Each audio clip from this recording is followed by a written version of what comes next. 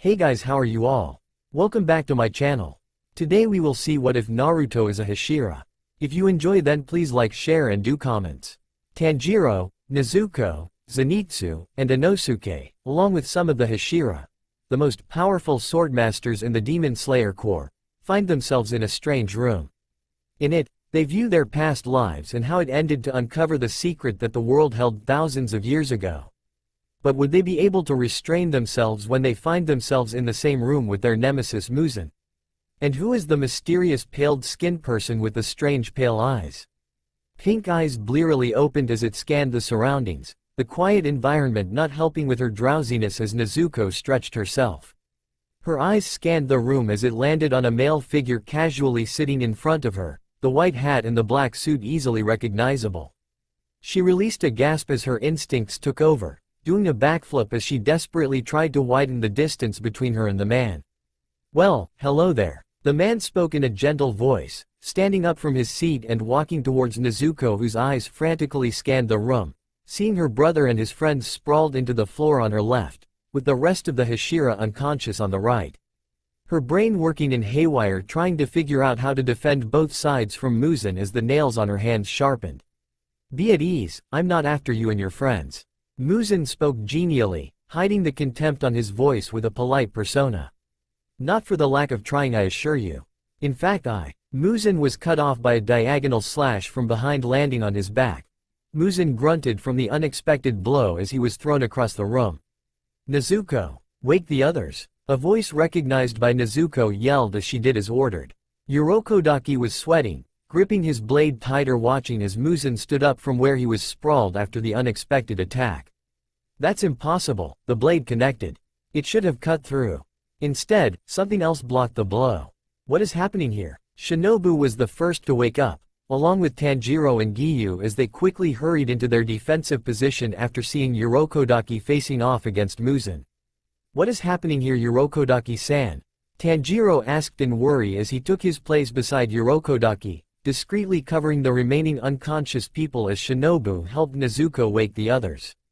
"So this is the famed water Hashira before Giyu," Shinobu thought to herself as she helped Nezuko wake up the others. "I don't know what is going on here, but all of us in the same room against Muzan. Our chances are astronomically higher." Giyu calmly unsheathed his blade as he glared at Muzan, who was simply amused by the reactions he was seeing. "Can you tell us the current situation, Urokodaki-san, and why are we and Muzan here in this strange room?" Giyu was proud that he was able to hide the waver in his voice as he calmly waited for a reply. "I have no idea. I can't even remember the last thing I was doing after waking up here. The first thing I saw was him about to attack Nezuko," the masked man stated gravelly as he waited for Muzan to make a move, seeing Tanjiro tense up slightly in the corner of his eye. Muzan released a sigh as he patted himself free of the dust in his clothes. "As I was saying before, I was rudely interrupted. For some reason, this room prevents any harm to the body. This means no matter how much you attack me, I will not die. Trust me, the first thing I did was to try and kill you, but no matter what I do, my attacks won't pierce your skin. As if an invisible barrier is preventing it," he stated factually, not even a hint of nervousness, as the rest of the Hashira, including Zenitsu and Inosuke, finally woke up. "He has nothing to fear from these beings. After all, he is the perfect being. Muzan, how dare you show your face here? Are you really that confident in taking on all this that you didn't bring your bodyguards with you?" Sanemi growled, his eyes turning into slits as he unsheathed his own blade, intent on charging forward, only for Kyojuro and Mitsuri to pull him back. "Calm down, Sanemi," Kyojuro spoke as he held back the brash white-haired teen. "Don't rush in like that, you'd get yourself killed." The flame-haired man barked as he quickly assessed the situation. "So it's me, plus Shinobu, Sanemi, Mitsuri, and Giyu. Along with Tanjiro-kun with his sister and his friends. Not to mention we have a former Hashira along with us. And Muzan is alone without his demons. I'm not sure what the outcome of this battle will be, but Muzan won't walk out of here alive." Kyojuro thought furiously as he gripped the handle of his blade. The goal of the Hashira right in front of him. "Oi Manatsu, get a grip. There are a lot of us and one of him. I'm sure we can take him down." Inosuke roared as he settled on a fighting stance, while Zenitsu was shaking in fear behind his back. But this is Muzan we are talking about. How are we gonna win against him? Zenitsu shrieked as flashes of his time during the initiation and facing the spider demon making him convulse even further. But before anything could happen, a presence suddenly makes himself known. Alright, that's enough now. A strange pale man materialized in the center between Muzan and the opposing group, wearing strange white clothes and possessing strange white eyes, which reminds him of that insufferable human Kagaya. And who are you supposed to be? The demon asked as his gut tells him not to anger the being in front of him, which was quickly squashed by his own ego. That's absurd, there is no being stronger than me, least of all, this man. My name is Otsutsuki Shiki, and I am the one who brought all of you here. The pale man grinned, showing off his canines as Muzan's eyes narrowed. Are you the reason behind the barriers? Why my attacks couldn't pierce their skin and theirs mine? Muzan asked with a deceptively calm voice. Yes I am. What are you gonna do about it? The Otsutsuki asked mockingly. The Hashira along with Tanjiro and the others were shocked at the way the pale man spoke to the strongest demon in existence, mentally asking if he has a death wish. Is he insane? Does he have any idea who he is talking to?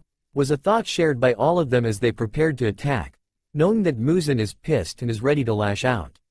They weren't wrong. With speed the demon slayers never saw before, Muzan rushed towards Shiki, intent on teaching the disrespectful fool a lesson as to why no one mocks the strongest being and gets away with it. You insolent fool, if you were careful with your words, I would have entertained you. The black-haired demon thought furiously as he was about to land the finishing blow, only for the Otsutsuki to catch his hand. What? Muzan spluttered, wide eyes as he stared at the being in front of him. Similar reactions were shared by the demon slayers as they never saw the attack coming. Hey, that's cute, Shiki said in an amused way, letting go of Muzan's hand before punching him in the stomach, making him heave on the floor as he knelt with his head down. What are you? Muzan asked in disbelief, still clutching his stomach in pain. Simple, I am a being stronger than you. Shiki stomped on Muzan's head, making an imprint on the floor as the demon slayers looked in silence. All of you. The pale man then stretched out his palm, a mass of angry red swirling energy taking the form of a sphere in his hand as the show of power engulfs the room. If I want to, I could destroy you. Every single one of you and nothing could stop me. Muzan, cowed by the show of power, could only grit his teeth. Realization finally dawning on him that this being isn't someone he could bully. For once in 1,000 years, he finally felt fear. Suddenly, the mass of energy died down as Shiki let go of Muzan's head. But that's not what I'm here for. I need all of you to do a little something for me, and you could all go free. Shiki said with a convincing smile as if nothing happened. What is it that you want us to do, Otsutsuki-san? Mitsuri asked nervously in a meek voice, eyes wide in shock and fear as he saw the strange being in front of her casually manhandling the strongest demon in existence. The reason why the Hashira was formed. Simple, I want you to touch this orb. A seemingly harmless-looking blue orb materialized above Shiki's hand. I'll do it. Giyu casually walked forward, a squawk coming out from the rest of the demon slayers as Tanjiro held him back. Wait, Giyu-san, we are not sure what would happen to you if you do that. Tanjiro protested, but Giyu was unwavering. And you do realize that this man is far stronger than all of us combined. If he wants us dead, he would have done so already. The water Hashira stated in a calm voice, as he gently pried off Tanjiro's hand from his limb. Muzan quietly seething, as he is reminded again of the astronomical difference between him and the Otsutsuki. Are you sure about this, Tomioka-san? A female voice asked, Giyu recognizing it as Shinobu as they locked eyes with each other. For once, Giyu could actually see a flash of concern in Shinobu's eyes. It's fine, out of everyone here, I'm the most expendable. The rest of the demon slayers were silent as the orb hovered in front of the water Hashira. With a slight hesitance, he places his hand on top of it. The room before them shifts. The room transforms into a place they do not recognize. The view shifts to a man sitting on a concrete throne. The man was someone they do not recognize, with sharp features and 2 stress lines on his face. The man has black hair tied into a ponytail, with his black robes with bizarre red clouds adorned all over. On his right hand, an even stranger ring on his right hand with the kanji, Shu. Scarlet. He is so handsome. Mitsuri thought, observing the man's youthful face. She couldn't voice her thoughts out, in fear of getting the pale man's attention. What is the meaning of this Otsutsuki-san? Giyu asked with respect and a hint of nervousness. This is you. Those words alone shocked the entire room. What do you mean? Kyojuro asked with a hint of wonder, as he and the rest were awed at the insane amount of details they were seeing. They know this is not real, it's like someone put them in an illusion. Or rather, this was Tamika Giyu. A long time ago. Shiki answered cordially, while Muzan, who just recovered from the brutal beatdown, asked with a hint of doubt. Are you saying this is the human's past life? He asked incredulously. His skepticism was shared by the rest of the group. Yes, all your answers will be given after this. I assure you. Now be silent and let us watch the show. Shiki said dismissively to Muzan, who almost snarled but held himself back. The man slowly opened his eyes, with a strange red color and tomo patterns. What is that? The Hashiras thought, seeing the peculiar eyes this past version of Giyu has. They are still skeptical of the entire thing, but at this point, they can do nothing but watch. Hey Komaboko, is it just me, or are those eyes strange? The boar-headed teen asked, snapping Tanjiro and the rest of the group from their thoughts. Yes, it is. Though let us watch further and we may get some answers. Foolish little brother. The man muttered as he reminisced about the old days. The room shifted again into a forest, with a young boy watching a younger Itachi. Itachi then leapt off the ground, and with incredible skill and dexterity, hitting all of the target practice with his kunais, not missing a single one. Incredible. The kind of skill for someone so young. Judging by the weapons he used, he must be a ninja. Urokodaki thought as Zenitsu, Tanjiro, and Inosuke gaped. Whoa. Zenitsu muttered in awe, watching the scene play out in front of him. The rest of the Hashira, in the same impressed state, watching a younger Itachi's skills. Oh, it appears this version of Tomioka-san has skill compared to the current one. Shinobu couldn't help but quip, making Mitsuri and Sanemi snicker. The presence of Muzan no longer bothering her that much, considering someone much more powerful is holding his leash. Oh, so that is his name, Shinobu stated as the title floated in front of them. How is this possible, Otsutsuki-san? The insect Hashira asked with her usual cheery voice, which didn't go unnoticed by the Hashiras. Leave it to Shinobu-san to remain level-headed despite the current situation. Mitsuri thought in admiration, seeing Shinobu ask the pale-eyed man. A man who is currently the strongest being they have ever encountered. At least I know for sure nothing will happen to us so long as he is here. Well, to put it simply, I'm doing this for my own research. You see, I came to this planet expecting it to thrive in chakra. Now imagine my surprise to see the inhabitants of this planet barely even using it. The pale-eyed man answered casually. What do you mean by planet, Otsutsuki-san? Also, what is this chakra that you are talking about? Kyojuro couldn't help but ask. His usual energetic voice somehow subdued. At this point, instead of getting answers, questions are piling up. One answer breeding two more questions. A planet is basically a chunk of rock floating in space. And its inhabitants people like you, Kyojuro. Though I wouldn't expect any of you to get that. Shiki answered condescendingly. That really doesn't tell us much. The flame Hashira thought in annoyance. Also, chakra basically a human's life force. It is basically physical and spiritual energy combined into one. Let me ask you a question. How is it that people like you, who aren't demons, can leap great distances, have incredible strength, agility and reflexes? The Hashiras have trained themselves to death. It would only be natural for us to gain these physical attributes. The flame Hashira retorted, in full belief that he was right. He refused to believe it was something else. Meanwhile, Urokodaki was deep in thought. All of these questions did not come from nothing. This man knows, but he won't give us a straight answer. Urokodaki has encountered many strange things in the past, but this is the first time he was in a situation like this. Meeting a being capable of manhandling the strongest demon in existence like a child. Careful there, human. The Otsutsuki warned, with a smile on his face betraying the annoyance in his voice. Nobody was fooled by the smile as the room suddenly dropped a few temperatures, an invisible force suffocating the room with the humans including Muzan starting to shiver. Nezuko in particular, gripped the hem of Tanjiro's clothes, while Zenitsu almost passing out in shock. Inosuke's normally brash behavior gone as he stood frozen in fear. You're gonna get us killed. Sanemi thought furiously as he subtly gripped the handle of his blade. Despite knowing that he was hopelessly outclassed, he refused to go down without a fight. Before he could anything that might offend the pale man even further, a hand gripped his shoulder. It was Shinobu, her normal cheerful expression replaced with fear and uncertainty, stopping Sanemi in his tracks. My deepest apologies. Rengoku dropped down, prostrating himself in front of the man, his face pale and sweaty. What was I thinking? Angering the most powerful being we have ever encountered? The flame Hashira thought, gritting his teeth. The rest of the humans was about to bow down in to beg for Kyojiro's life. With Muzan still reeling in shock at the casual show of power. This settles it, this man is much more powerful than me in my current form.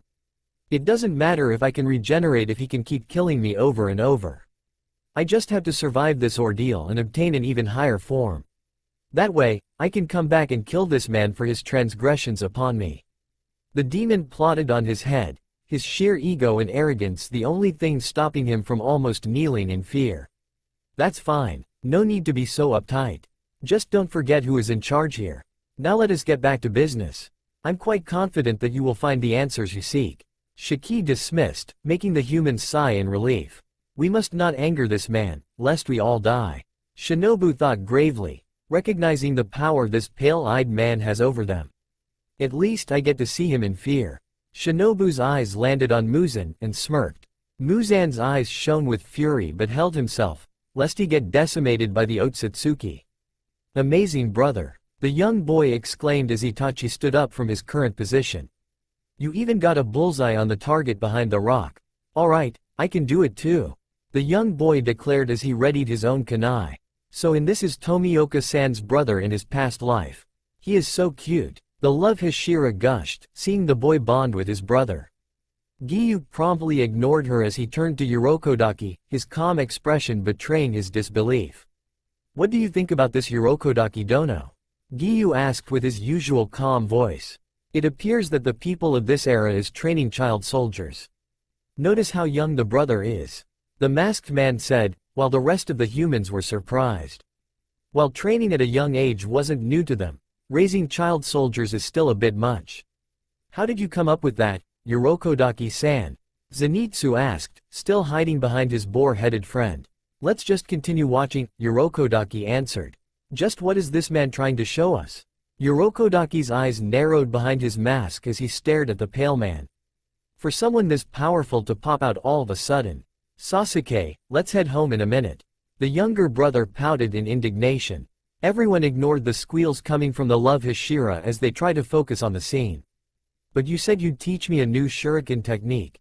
Sasuke replied in annoyance as Itachi smiled in amusement. I have a bit of an important mission tomorrow, so I have to prepare. Itachi-san at this point looks young.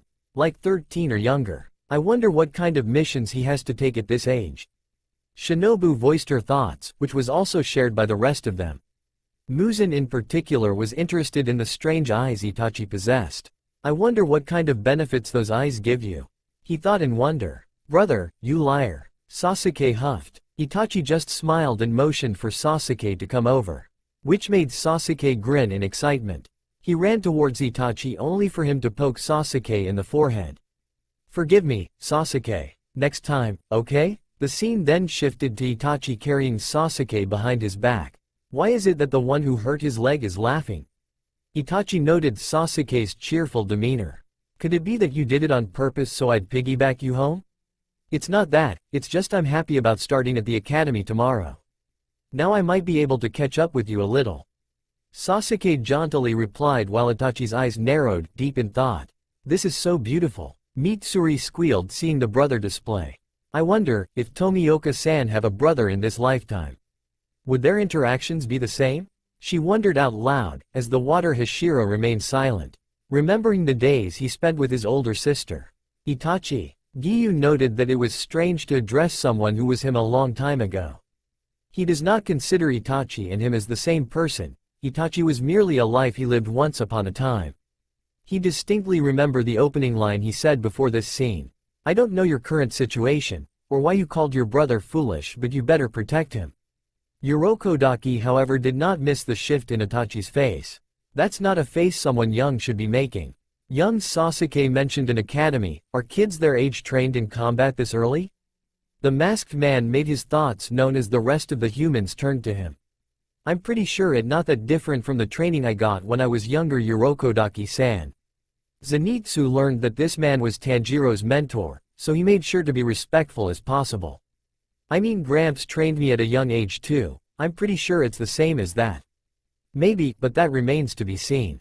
Shinobu spoke up. Itachi-san at this point couldn't look older than 13, and so far I have not seen any childish behavior whatsoever. So for now, let's continue, shall we? The insect Hashira aimed her smile towards Zenitsu, who blushed furiously. Why yes ma'am. The scene shifts to Itachi kneeling in front of a robed man with an uncannily familiar white porcelain mask. Urokodaki-san, Tanjiro gasped. Look at the mask. Doesn't it look like one of yours? Yes, it is so. Urokodaki answered back. While the mask is not exactly common, it is still a bit odd seeing the resemblance. Memories of his two students who died from the hand demon years ago playing in his mind. Do these masks hold any significance? Itachi, are you prepared? The masked individual said in a rough voice. If you're not prepared, we'll do it ourselves. No, please wait, Itachi said with a hint of desperation. However, the masked man was not so considerate. Once things start moving, it will be too late. This is a very urgent matter. I know, Itachi replied with resignation. I'll settle this with my own hands. What are they talking about, Otsutsuki-san? The flame Hashira turned to the pale-eyed man. So far they are not getting anything substantial. Instead the questions keep on increasing. Hey, don't ask me. I do not know either. Why do you think I wanted to view the history of your past lives? I do that by tracing your ancestry. This planet's history is unknown to me either. Shiki shrugged. A meek voice asked out. What is it? Shiki turned to the voice, which turned out to be Mitsuri Kanroji, who let out a squeak at being called out. I just wanted to ask, what is this planet you are talking about? Mitsuri sheepishly asked, which made Shiki roll his eyes. Like I said, it's a hunk of rock floating in space. Seeing the blank looks on everyone's faces including Muzan, the pale-eyed man threw his hands in the air in annoyance. Oh whatever, just keep watching. If I keep on explaining every single thing, we will be here for a long time. The scene shifts Itachi's household, with Itachi sitting in front of his parents. What? A voice roared. You know what day it is tomorrow. You don't understand the position you're in. The man in front of Itachi voiced his disapproval. So this is Itachi's parents, huh? Tanjiro said. I can definitely see the resemblance. Forget that. Sanemi butted in. I can definitely see Tomioka in this guy. With the attitude and all that. He grunted, letting his opinion known. I'm going on a mission tomorrow. Itachi spoke in a blank voice. What kind of mission? His father asked, his voice still raised high. I can't say. It's a top-secret mission. A top-secret mission? Shinobu blinked. At this age? That's odd. I wonder what kind of top-secret mission that is. She remarked with a hint of mocking directed at Giyu, who only stared back at her blankly. Well, whatever that mission is, if this guy is anything like him. The boar-headed teen pointed to Giyu. Then I bet it's pretty awesome. Inosuke couldn't hide the respect from his voice, which surprised Tanjiro and Zenitsu. Giyu didn't show it, but he was a bit flattered. His father was having none of it, and replied in a much more deeper tone. Itachi, your priority is to serve as the connection between the clan and the village. You do understand that, right? Yes. Keep that in mind then, and come to the meeting tomorrow. See? It's that important. For the first time in that day Giyu bit back at the insect Hashira, with a bit of smugness in his voice which did not went unnoticed by Shinobu. A vein popped in her forehead despite of the smile she has. Oh, that remains to be seen. Now, save your banter for later, Kocho, Tomioka. Kyojuro acted as the mediator and prevented any unnecessary bickering from escalating. The scene shifts to Itachi and Sasuke sitting outside of their house. Dad only cares about you. Sasuke said dejectedly. Do you hate me? Itachi surprisingly asked, with a bit of melancholy in his face.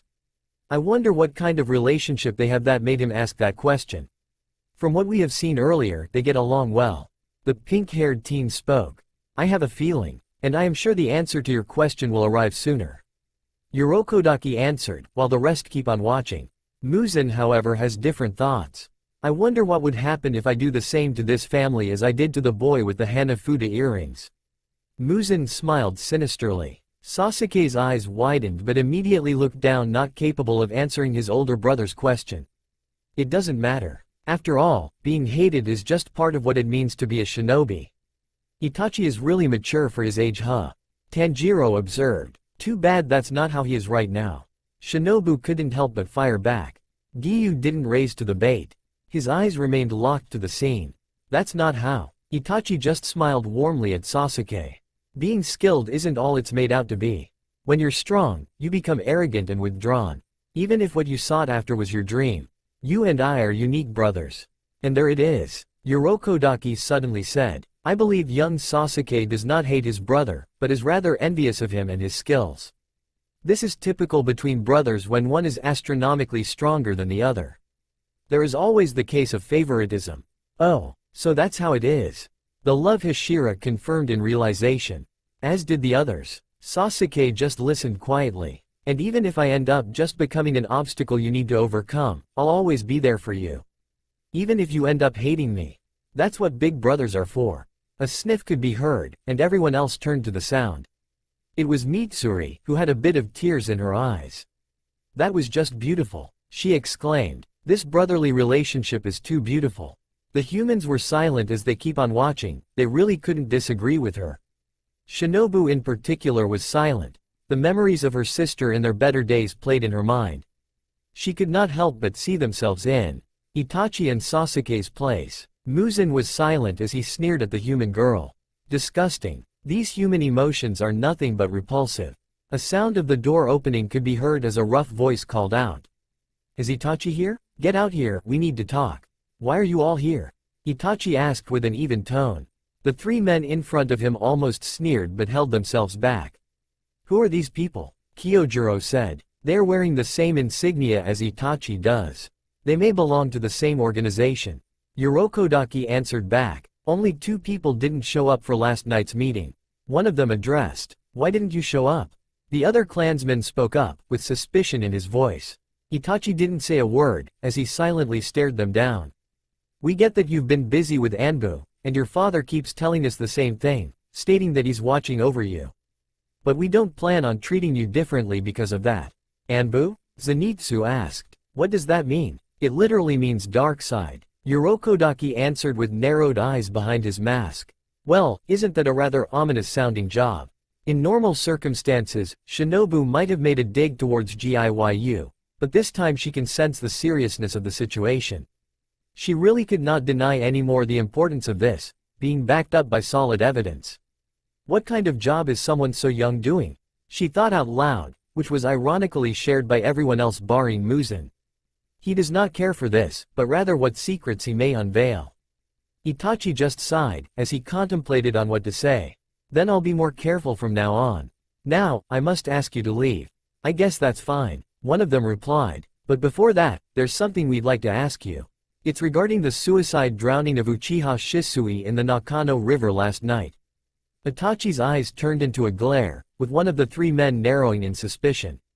If my memory serves me right, you looked up to him as if he was your own big brother, didn't you? Wait, Zenitsu suddenly cut off. Is Itachi-san being suspected? Seems like it. The water Hashira answered in monotone voice. I don't understand, didn't they say it was suicide? The blonde teen asked further. Hey twerp. A growl from behind made Zenitsu freeze.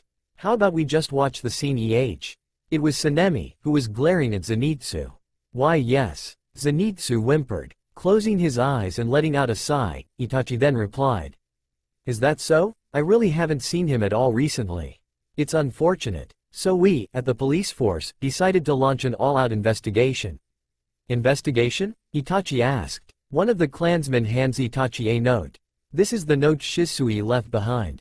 The handwriting analysis shows that it's definitely his. If there is no sign of murder, then why are you investigating? The young Uchiha said as he receives the note. To someone with a Sharingan, it would be easy to mimic his handwriting perfectly. He was one of the most talented members of the Uchiha, and was feared as Shisui of the Mirage. So that's what it's called. Urokodaki voiced out. What are you talking about, Urokodaki-san? Asked the insect Hashira, with a subtle confusion in her voice. The red eyes that we saw earlier. Giyu answered in Urokodaki's behalf. It's called Sharingan, and it appears that these eyes grant a semblance of mimic. As what these men said. Sharingan, Muzan mused. I wonder what these eyes can do. I wonder what kind of skill this Shibui has to be called that though. The boar-headed teen piped in. He has to have done something great. Tanjiro sighed. Looks like Inosuke still has not moved on from his habit of getting names wrong. It's Shisui. And yes, I wonder about that too. So far, we have not seen anything remotely impressive from these people. The wind Hashira cut in. I have to see them in action myself or I won't believe a single thing they say. Until then, this Shisui of the Mirage is nothing but an empty title. He said in a stubborn manner. Well, hopefully you'll see him in action soon, Sanemi-san. The pink-haired teen replied, which made the wind Hashira huff in return. I wouldn't underestimate these people if I were you. Urokodaki answered back. So far we have seen a glimpse of Itachi's skills. It would not surprise me if these people are as strong as they claim. The masked Hashira deduced. Years of wisdom teaching him not to judge a book by its cover. Sanemi scowled but said nothing back. He was the kind of guy that would do any kind of mission for the clan. So they are not an organization, but a clan. Urokodaki said. Is it possible that they all have the Sharingan? Tanjiro asked his mentor, Nezuko tilting her head in curiosity. It is. Urokodaki replied. Itachi was silent, as he read the suicide note Shisui left behind. I've grown tired of my duties. There is no future for the Uchiha, nor for me. I cannot walk the path any longer. Those words doesn't really sound good. Kyojuro suspected. It doesn't look like a typical suicide note. It stems deeper than that. Makes you wonder, just what kind of stress he went into that he killed himself. I mean, it is safe to assume that Shisui-san isn't far older than Itachi-san at this age. Shinobu added her own input. Giyu just narrowed his eyes in thought. Itachi, just what kind of life did you live? I'm not buying that a guy like him would leave something like this behind and commit suicide just like that. The man raised his voice, his disdain no longer hidden. Itachi considered what to say, but there was no apt way on how to convey his feeling on the matter. It is not wise to judge others based on your preconceptions and by their appearances. He just settled for something that will hopefully cease the situation. Itachi-san's vocabulary is really advanced for his age, isn't it? Tanjiro chimed with Nezuko nodding in support. Itachi really has way with words. It makes you think, just what kind of environment he grew up in. For someone so young to be this mature. Zenitsu added, his respect for Itachi growing. I'll be leaving that will with you. Take it to the Anbu and request that they help out with the investigation. Understood. Itachi really hoped that was the end of that, but one of them couldn't help but jab a bit even further. I certainly hope there will be another lead. Itachi gripped the note tighter, and said with a growl on his voice. Why don't you come out and say it? The three clansmen stopped walking and turned back to glare at Itachi with their own Sharingan activated. You all suspect me, don't you? Itachi continued as his own eyes activated to match theirs. The viewers stared in surprise. Seeing the same eyes on the three men. So they do have it. Maybe it is within their blood to possess such eyes. Kyojuro stated what the others were thinking. Still though, I wonder what kind of abilities these eyes have. They look rather scary. The love Hashira mumbled, which didn't go unheard by the rest of the viewers. So far, we only know it grants the ability to mimic. Based on what the other Uchiha stated when he said a Sharingan can copy handwriting. Urokodaki helpfully added, what I'm concerned about, is these three men are suspecting him of murdering someone he sees as his brother. Giyu stated in worry, the entire time he was silent, but he could no longer keep a lid on his thoughts. Him? Zenitsu asked in confusion. What do you call him, that Giyu-san? Isn't he you? No. The sudden reply and change of tone caught the humans off guard. He is not me. He was me. There is a difference. To me he is nothing but a relic of the past, nothing more. Nobody really had the stand to argue with him, seeing sense behind his reasoning. Damn right, you brat. One of them snapped as he charged in to attack, followed by the rest of the two, which was quickly subdued and defeated by Itachi, making them sprawl to the ground groaning in pain. Well, that was quick. It's either a 13-year-old is much more stronger than them, or they are just that weak. The assumption came from the scarred Hashira. Like Urokodaki said earlier, Tsunemi. Kyojiro replied back, this time with a bit of energy in his voice, having moved on from the earlier nightmare when he offended the pale man. We should not underestimate this people. Like I said earlier, it is not wise to judge others based on your preconceptions and by their appearances. It's still surprising to me that these words are said from someone much younger than me. Zenitsu spoke. I still want to see how strong this hibachi is. Inosuke interjected with his usual brash voice. Didn't we see him knock down 3 of his clansmen? Tanjiro replied, Nezuko just nodding along. Monetsu, that really doesn't show as much. I want more. The boar-headed teen retorted, huffing with his arms crossed. I wonder if Tomioka-san shares some of the maturity that Itachi-san showed. Shinobu jested with an attempt to lighten the mood up. Quite confident that Shiki is not trying to bite their heads off, she was confident light-hearted jokes wouldn't offend the man. The same could not be said for the water Hashira, however. Giyu started, which made the humans lean in anticipation. I am mature. Tanjiro gaped along with Zenitsu, still surprised at Giyu's pathetic people skills. Inosuke was unsurprisingly clueless, so is Nezuko. Mitsuri had to bite her cheeks in order to prevent the giggles from coming out. Tsunemi didn't offer the same courtesy as a snicker got out of his mouth. Kyojiro had a carefully blank face, as Urokodaki was strangely silent. You assume that I am patient and therefore, you underestimate me. It's always, the clan this, or, the clan that. You all fail to measure your own capacity and then fail to see the depth of mine. Now you lay before me defeated. Itachi said in a low voice, but the scorn in them could not be denied. The light-hearted mood died down immediately like a bird who had its wings clipped. A lot of demons fell to the blade of demons slayers in the past just because of this arrogance. Urokodaki pointed out, also the same could be said for the demon slayers. They think because they have completed years of training, that they are virtually untouchable. They underestimate harmless-looking enemies, only for them to be cut down. Arrogance truly is a swift way towards death. The Hashira were silent, contemplating on the words they have heard. The Hashira were renowned as the best demon slayers around. Lower slayers worshipped the ground they walked on. I wonder if we have become arrogant and let our fame go into our head. For all we know, there might be even stronger people out there. The love Hashira considered. Well, whoever or whatever it is, I don't underestimate. I always cut them down. The boar-headed teen huffed, smoke coming out of the nostrils of his boar mask. Shisui was told to keep an eye on you. One of the sprawled members groaned. After about a year of working with the Anbu, your actions and manner of speech are stranger than ever. What is going on with that head of yours? Wait, Itachi-san is still 13 this time, right? Tanjiro could not help but voice out. And they say that it has been a year since he has been working with Anbu? So that means he was 12 when he joined.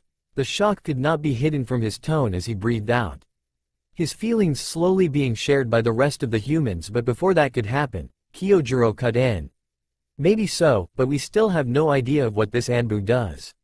Kyojiro replied. Until then, let us not jump to conclusions. Maybe it is just a really stressing job. For some reason, I'm starting to think it's more than just a job. The insect Hashira surmised, her eyes calculating. The amount of wisdom and maturity Itachi-san shows is abnormal for someone his age. Alright, that's enough. Shiki's voice interrupted before more and more questions are asked. Let me try something else. The scene in front of everyone froze, before an unrecognizable text appears at the bottom. There, what I did is to probe the mind of Uchiha Itachi further, so basic information could be shared and appear on the scene. Information that we currently do not have. To back up what Shiki just said, the text arranges itself into a sentence they could understand. Anbu. Ansatsu Senjutsu Tokushu Butai, Special Assassination and Tactical Squad are covert operatives of capable ninja that are dispatched by the village leader. They are black ops who carry out special missions and only a select few are chosen. Itachi Uchiha joined at the age of 11 and became Anbu captain at the age 13. They are recognizable by the porcelain animal-themed mask that they wear. Everyone was stunned, still trying to comprehend what they have read. So that was what the mask was for. Urokodaki noted, surprised at the entire revelation. I was wrong. Tanjiro blanched. It wasn't 12 but he was 11 when he joined. Nezuko gripped his hand tight, her heart filled with worry. Are you saying that an 11-year-old kid is taking assassination missions? Shinobu couldn't help but ask incredulously. What kind of sick era is this? While training at a young age to kill demons was nothing new to them, killing living breathing people was something else. It was hard to accept that a young boy was already taking lives when he should be doing something else. Or better yet, enjoying his childhood. A thought which is currently shared by the love Hashira. That is just horrible. Oh, what are you blabbering about? Muzan finally said, voice out, after hours of being silent. That just proves that he is an efficient killer. I wonder what he will be like if I turned him into a demon. All these human traits are just holding him back anyway. He declared condescendingly. Why you? Giyu, in an unexpectedly angry voice, growled out. He felt a hand grip his wrist, stopping him from starting something as he turned to the owner. It was Nezuko, silently pleading him to not do anything hasty. He gave an understanding nod and stood down, with Muzan smirking at him, which he did his best to ignore. You hold on to the organization, your clan, one's name. But these are the things that limit us in our capacities, and we should detach ourselves from such trivial things. Itachi roared, his voice slowly twinged with insanity as he glared harder. He just snapped. Shinobu blinked. I think Itachi-san reached his threshold. It was still odd for her to see Itachi as Giyu, but Giyu's words earlier made sense. Itachi and him are not one and the same. Itachi was just a life he lived a long time ago. The stress of Anbu must be getting to him. Kyojuro added. It was strange for them to see a normally calm man snap like this, with hints of insanity coming out. A man, the masked man contemplated in silence. I couldn't even see him as a child anymore, but as a man. He subtly turned to Giyu, who was watching the scene intently. I could see bits of resemblance between this man and Giyu. Also, it is foolish to fear what we've yet to see or comprehend. Cut it out, Itachi. A voice called him out, making him stop his rant as Itachi grit his teeth. Calm down. Itachi turned to the voice, who turned out to be his father's. What in the world is going on here? You've been acting strange lately. Nothing is wrong. I'm simply carrying out my duty, that is all. Itachi replied, this time in a composed facade. The viewers were silent, watching the exchange between father and son. Then why didn't you show up for the meeting? His father couldn't help but probe even further. In order to reach the height. What are you talking about? His father was caught off guard as Itachi suddenly drew a kunai, and with precision threw it in the center of the Uchiha clan symbol emblazoned into the district wall. Itachi's calm facade was just that, a facade. The height of my capacity. I have lost all hope for this pathetic clan. You forget what is most important to you because you cling to something as insignificant as the clan. Itachi fumed, his Sharingan glaring at his father's eyes. True change cannot be made by laws, limitations, predictions, or imagination. The humans were once again stunned in silence. Tanjiro gaping at the scene in front of him as Nezuko held his hand. This is escalating badly, Mitsuri stated worryingly, watching the events before her unfold. I'm having a bad feeling about Itachi. Kyojuro spoke gravely. What do you mean? Shinobu asked back. From his wordings, it is clear what he thought of his clan, and by extension his family. I'm afraid Itachi's mind has snapped and is slowly falling into insanity. Shinobu was silent, her mind reeling from the flame Hashira's assessment. It was not far from the truth. She just hoped it was not the case. What arrogance! His father barked, as the sprawled clansmen stood up, recovering from the earlier beatdown. That's enough. If you keep this up, we'll take you to jail.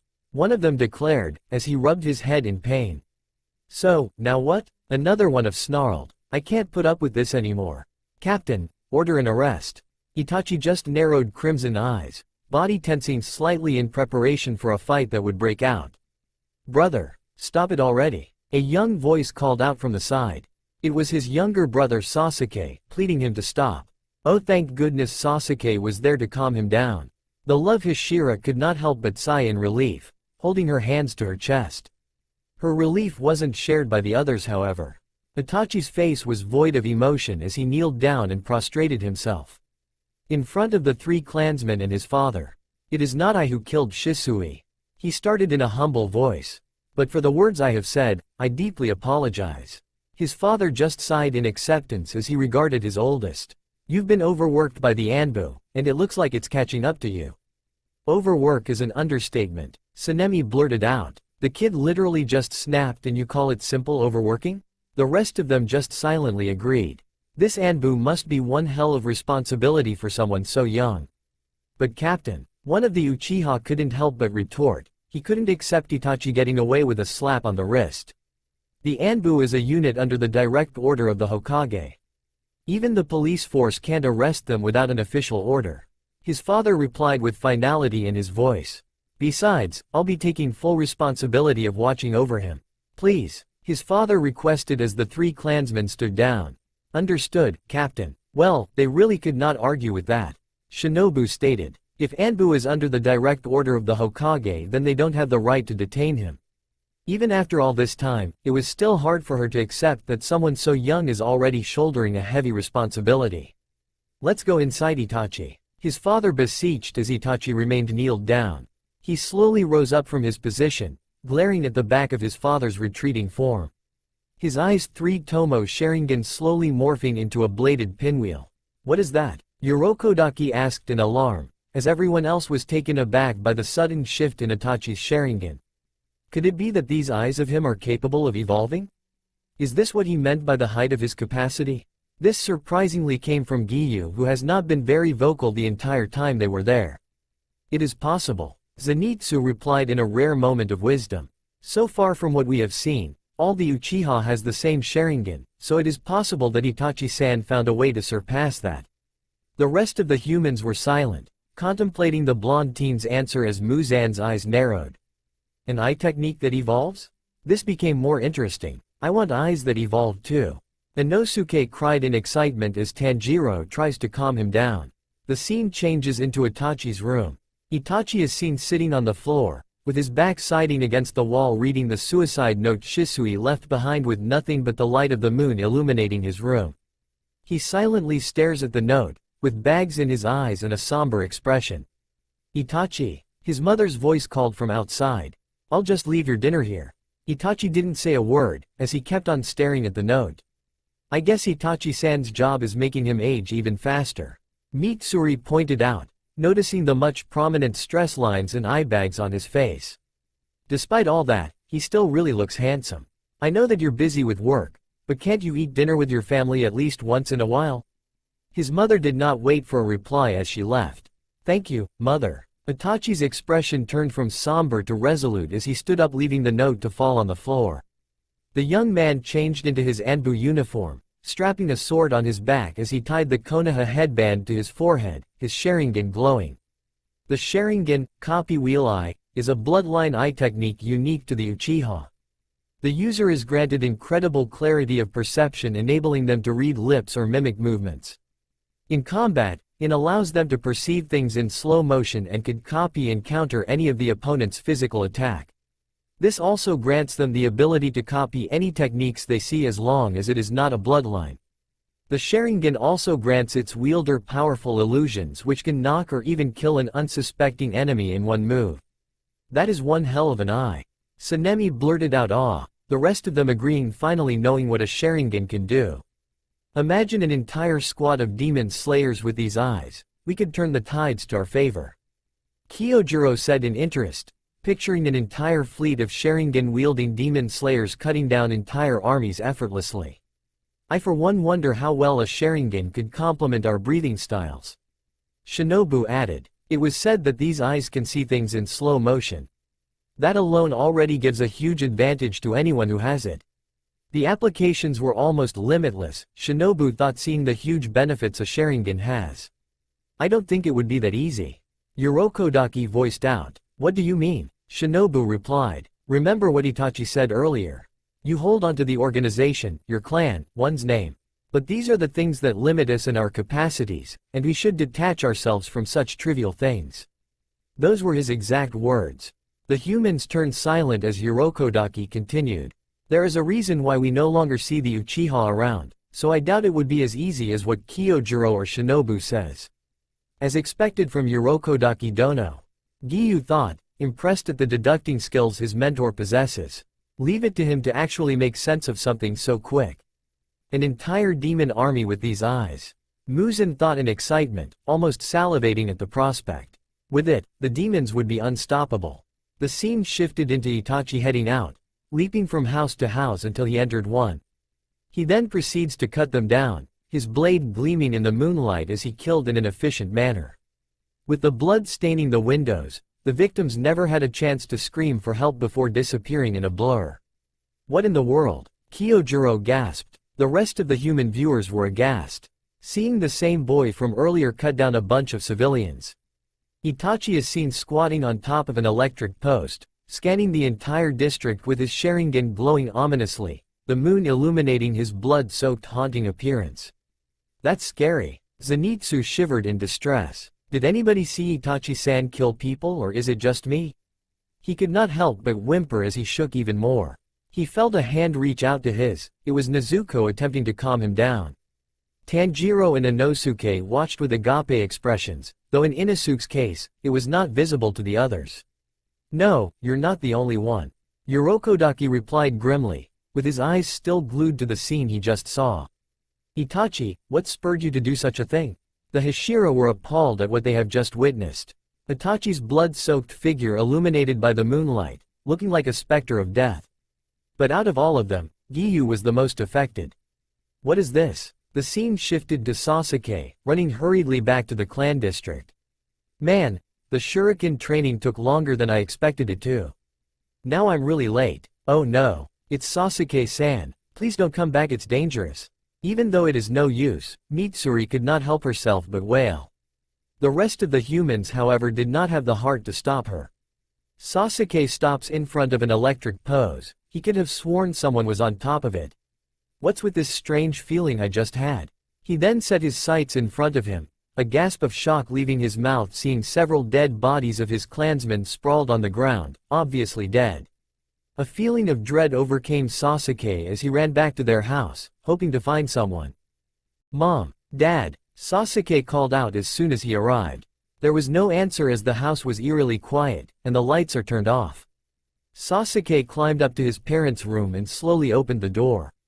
In there, he saw his brother standing on top of his parents' corpses. Sasuke didn't even register the subtle killing intent that Itachi let out as a bit of relief came over. Even his own parents. Giyu whispered horrified. Just what the hell is going on? The normally calm Hashira snapped, surprising everyone who knew him as realization finally dawning over him like cold water. He was a monster in his past life. Calm down. Urokodaki barked with steel in his voice, gripping the water Hashira's shoulders forcing him to face his direction. This is not you. Remember, Itachi Uchiha is not you. This happened a long time ago. Urokodaki tried to calm down his hyperventilating student. The rest of the Hashira remained silent, not knowing what to say. Brother, Mom and Dad are. Sasuke could not even form proper sentences. Despair winning him over as he closed his eyes and shook himself in denial. Why? What is this? He yelled out in anguish. Who the hell did this? Sasuke's raving was cut off as a shuriken grazed his shoulder. His eyes wide in shock, not even registering the pain as he stared at his brother horrified. Poor Sasuke-san, the love Hashira cried, tears pooling in the corner of her eyes seeing Sasuke's betrayed expression. Foolish little brother, Itachi answered, slowly opening his eyes as it shifted into a bladed pinwheel. Tsukuyomi. Tsukuyomi. An advanced illusion technique granted by the Mangekyo Sharingan which can only be attained very few people. It traps the victim in a 72-hour illusion, torturing them in the said duration while only a second passes in the real world. What a terrifying ability, Shinobu stated clenching her fists. If this falls into the wrong hands, who knows what could happen. That's a very powerful technique indeed. Muzan thought, getting even more excited at the idea of Mangekyo Sharingan. If only I could add this power to my new form. Sasuke vision distorted, with the surroundings turning red. Screams of people and blade digging through flesh filled his ears. Stop it, brother, why are you showing this to me? Sasuke screamed in agony, clutching his head in pain as he was forced to see his fears over and over again. The human viewers could only stare at the scene in shock, appalled at the thought that Itachi could do something so heartless and inhumane to his beloved brother. Mitsuri in particular felt her heartbreak witnessing the gruesome scene. Sasuke collapsed to the floor, his eyes glassed over as drool escapes his lips. Why? Sasuke weakly muttered, the pain clear in his voice as the one he idolized, his beloved brother could do such a thing. Why, brother? The human viewers could only empathize with Sasuke's pain, asking themselves why Itachi would do such a thing. His current behavior contradicting what he showed earlier. To measure the height of my capacity. Itachi blankly replied, his face void of emotions. Just for that? The water Hashira roared. You destroy your family for something like that? His voice broke as he raved at Itachi, his eyes blurry as tears start to block his vision. I don't understand. Sasuke could not comprehend such reasoning. Just for that, you killed everyone? It was necessary. Gyu's eyes were wide, his face pale and sweaty as his hands trembled. He would have collapsed onto the floor if not for Urokodaki quickly supporting him. Maybe this is why I'm being punished in this lifetime? Gyu's family had been slain by demons, and he was powerless to stop it. Maybe this is his punishment, the price for all the atrocities that he committed in his past life. The rest of the humans were silent, not really knowing what to say. Tanjiro was about to speak up but a voice did before he could. Tomioka-san, a recognizable gentle voice spoke out. Gyu kept his head down, so sure that the words he would hear would be unsavory. Go on, tell me how much of a monster I am. Gyu thought bitterly. Remember what you said earlier? About Itachi nothing but a relic of the past? You said it yourself, he is not you. He is just someone who lived a long time ago. Shinobu said with a kind smile, surprising everyone including the water Hashira. So you're not accountable for his actions. Gyu was silent, staring at the insect Hashira as if she has grown a second head. But the gratitude in his eyes were unmistakable. This can't be real. Sasuke screamed, still in denial. You can't be my brother. Because, the young boy choked on his words, unable to complete it. That is cruel. Mitsuri's heart goes out to Sasuke. As the love Hashira, she is the one who is most attuned to emotions, thus seeing Sasuke break like this is like breaking her own heart as well. Sanemi's normally brash attitude gone, as he looked at the scene in pity. It seems that even in world without demons, there are people much worse. I acted as the big brother you desired, in order to measure your capacity. Itachi replied without a hint of remorse. Sasuke just stared in shock, unable to believe that the loving brother he had was nothing but an act. Just for that, Tanjiro could not comprehend how someone could be twisted like this. For Tanjiro, his family meant everything, and for a family member to do just that, just like what Muzan did. The thought filled him with anger. Nezuko, sensing his older brother's thoughts, leaned to his side, lightly hugging him as to ease him down. Inosuke was fuming, steam coming out from the holes in his boar mask. Why that bastard? He hissed venomously. Gyu was still silent, clenching his fists in anger at hearing the reasoning behind Itachi's betrayal. Itachi, how could you do this? The rest of the humans were disrupted from their thoughts when a chuckle was heard. It was Muzan, with his arms crossed, watching the scenes with a glint in his eyes. Spoken like a true demon. He declared, making the humans glare at him. Why, if he exists in this current era, I would have turned him into a demon in a heartbeat. There is no doubt in my mind that he would be the most powerful of the Kozuki. He declared, imagining all the possibilities a demon with a Sharingan can do. You bastard. Inosuke was the most vocal with his reaction, drawing his twin swords and was about to charge at Muzan, if it weren't for a heavy hand to grip his shoulder tight. Calm down, boarhead. A voice growled behind Inosuke. It was Sanemi, who stopped the reckless action, his voice not settling for any argument. This is ironic, the white-haired Hashira thought. An hour ago, it was me in this boarhead's position. The rest of the Hashira held their tongue, knowing that attacking the demon would not do them any good right now. For the life of me, I don't understand why Otsutsuki won't just finish him off. Shinobu's vindicative thoughts unfortunately will never be heard in fear of offending the pale-eyed man. Shiki, however, noticing someone's gaze on him, only smirked knowingly at her, surprising the insect Hashira. Don't tell me he can read minds? You will become a rival that I require in order to test my capacity. You have that potential. The killer's eyes gleamed with a bit of intensity. You have been jealous of me, and you have hated me. You continuously aimed to surpass me. Because of that, I will allow you to live for my sake.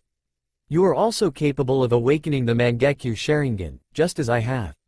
Wait, so almost every Uchiha can achieve the same eyes as he did? Shinobu was overwhelmed at the thought. A whole clan of people capable of what Itachi can do. With that they might be able to conquer the entire Japan by themselves.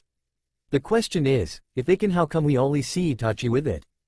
Giyu was confused. If that power was capable of awakening between anyone in the clan, then it would make sense if a number of Uchihas have it. The thought of having the same power as his brother played within young Sasuke's head. But before he could say anything, Itachi continued. However, there is a requirement. The wind shifted, making Sasuke shiver. You must kill your closest friend. Just as I have. And there you have your answer. Urokodaki stated sternly. There is a price for power and unfortunately, it is steep. Kill your closest friend. Mitsuri could not help but compare the Itachi she first saw to the Itachi standing before them now. The water Hashira couldn't bear to hear anymore, but he knew deep in himself that he has to see this to the end. If only to ease his feelings on the matter. Sasuke was horrified at the terrible price for power. Then you're the one who killed Shisui-san? Sasuke's voice trembled at the realization that it was Itachi who killed Shisui. Thanks to him, I have obtained this eye. Itachi's expression turned into a twisted smile. If you open your eyes to the truth, including myself, there will be 3 people who can use the Mangekyo Sharingan. A chuckle escaped his lips. Then there will be a reason in letting you live. So Itachi didn't want to kill young Sasuke because he has no worth in his eyes. Urokodaki deduced, mentally wondering how big of a shift Itachi's behavior from the previous days to this. I know there is something that I am missing. Tanjiro's face darkened. So this is the reason you spared your brother. So that you can satisfy your hunger for power. His gaze landed on Nezuko, who was clutching his arm, eyes narrowing in determination. I won't let anyone harm you, Nezuko.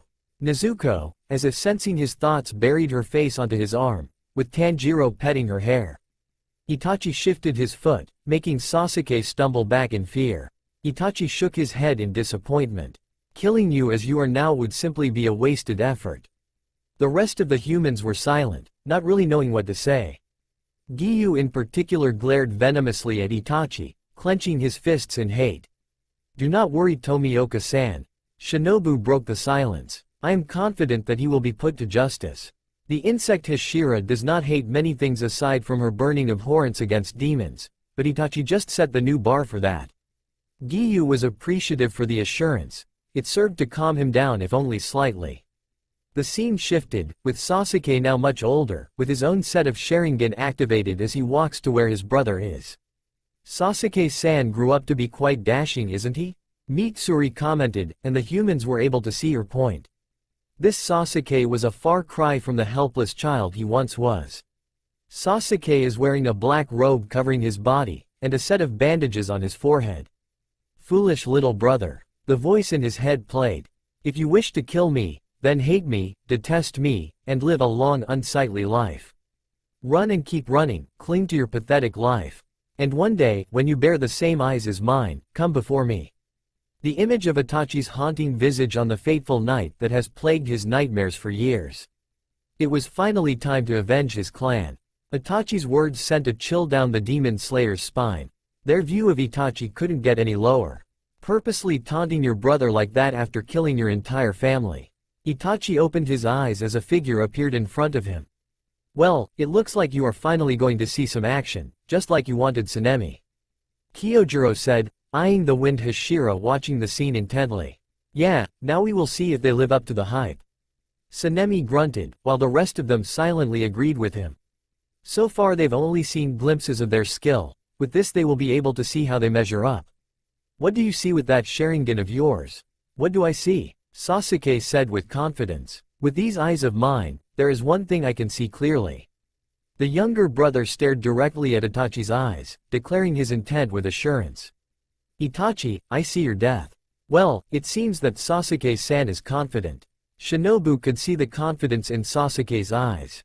This wasn't just false bravado. Itachi was silent as he took a deep breath. My death? Sasuke narrowed his eyes, tensing his body in preparation. Well then, within a blink of an eye, Itachi was already behind Sasuke. Try to make it happen. Fast. All of them thought at the same time. The distance between Sasuke and Itachi at that moment wasn't so far, but to be able to cross the distance within a second was still impressive. Muzan narrowed his eyes in interest.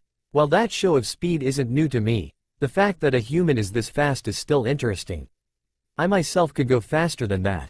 A smile formed in Sasuke's lips, as both he and Itachi spun around at the same time, blocking each other's arm. He saw it coming after all. Giyu mentioned, noticing the smile on Sasuke's lips. Itachi quickly shifted, a kunai in his hand as he attempts to directly stab Sasuke. Sasuke however saw this coming and quickly unsheathed his blade with his free hand, blocking the tip of the kunai with the broad side of his sword, making the metal creak against each other. Amazing, Tanjiro muttered, in awe at the fight he was currently seeing. While Itachi's speed is ridiculous, Sasuke isn't far behind either.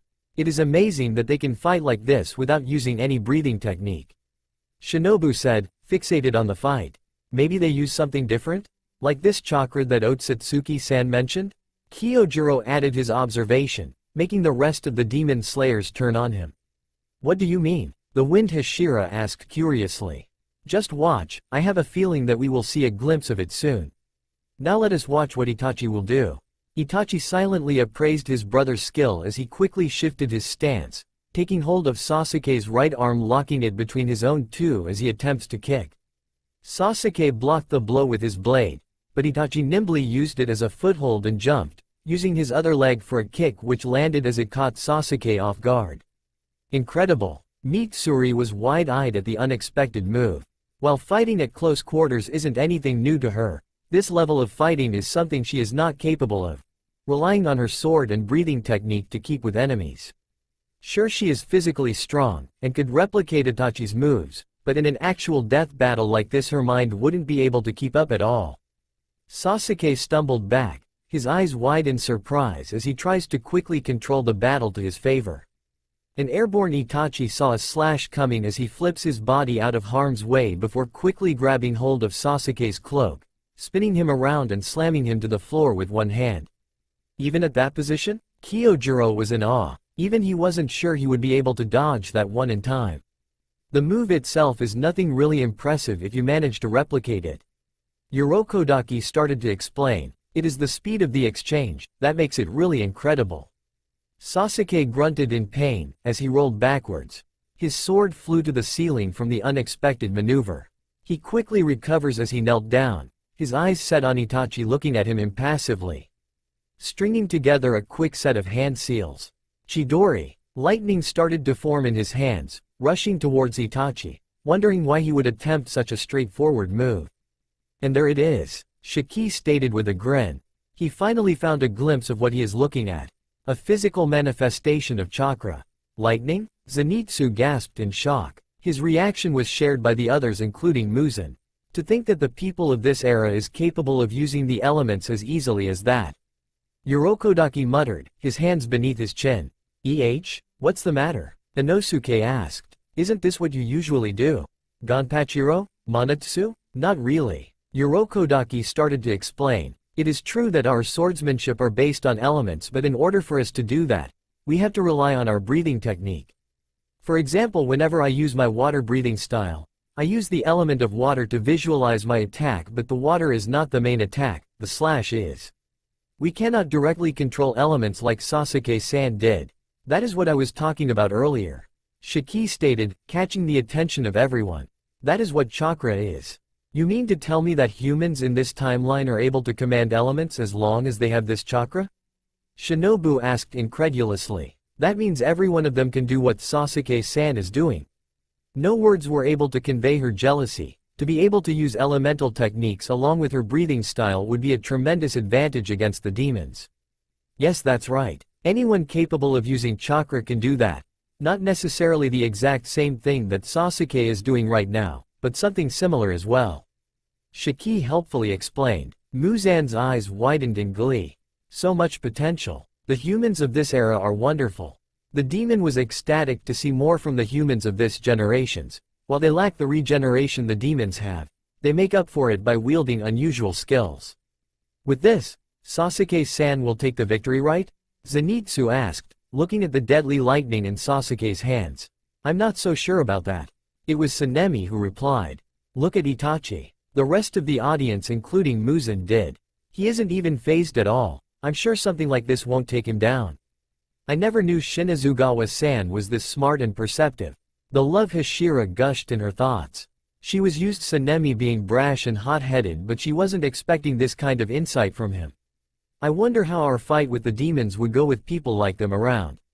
The flame Hashira mused. I wonder if they can use fire.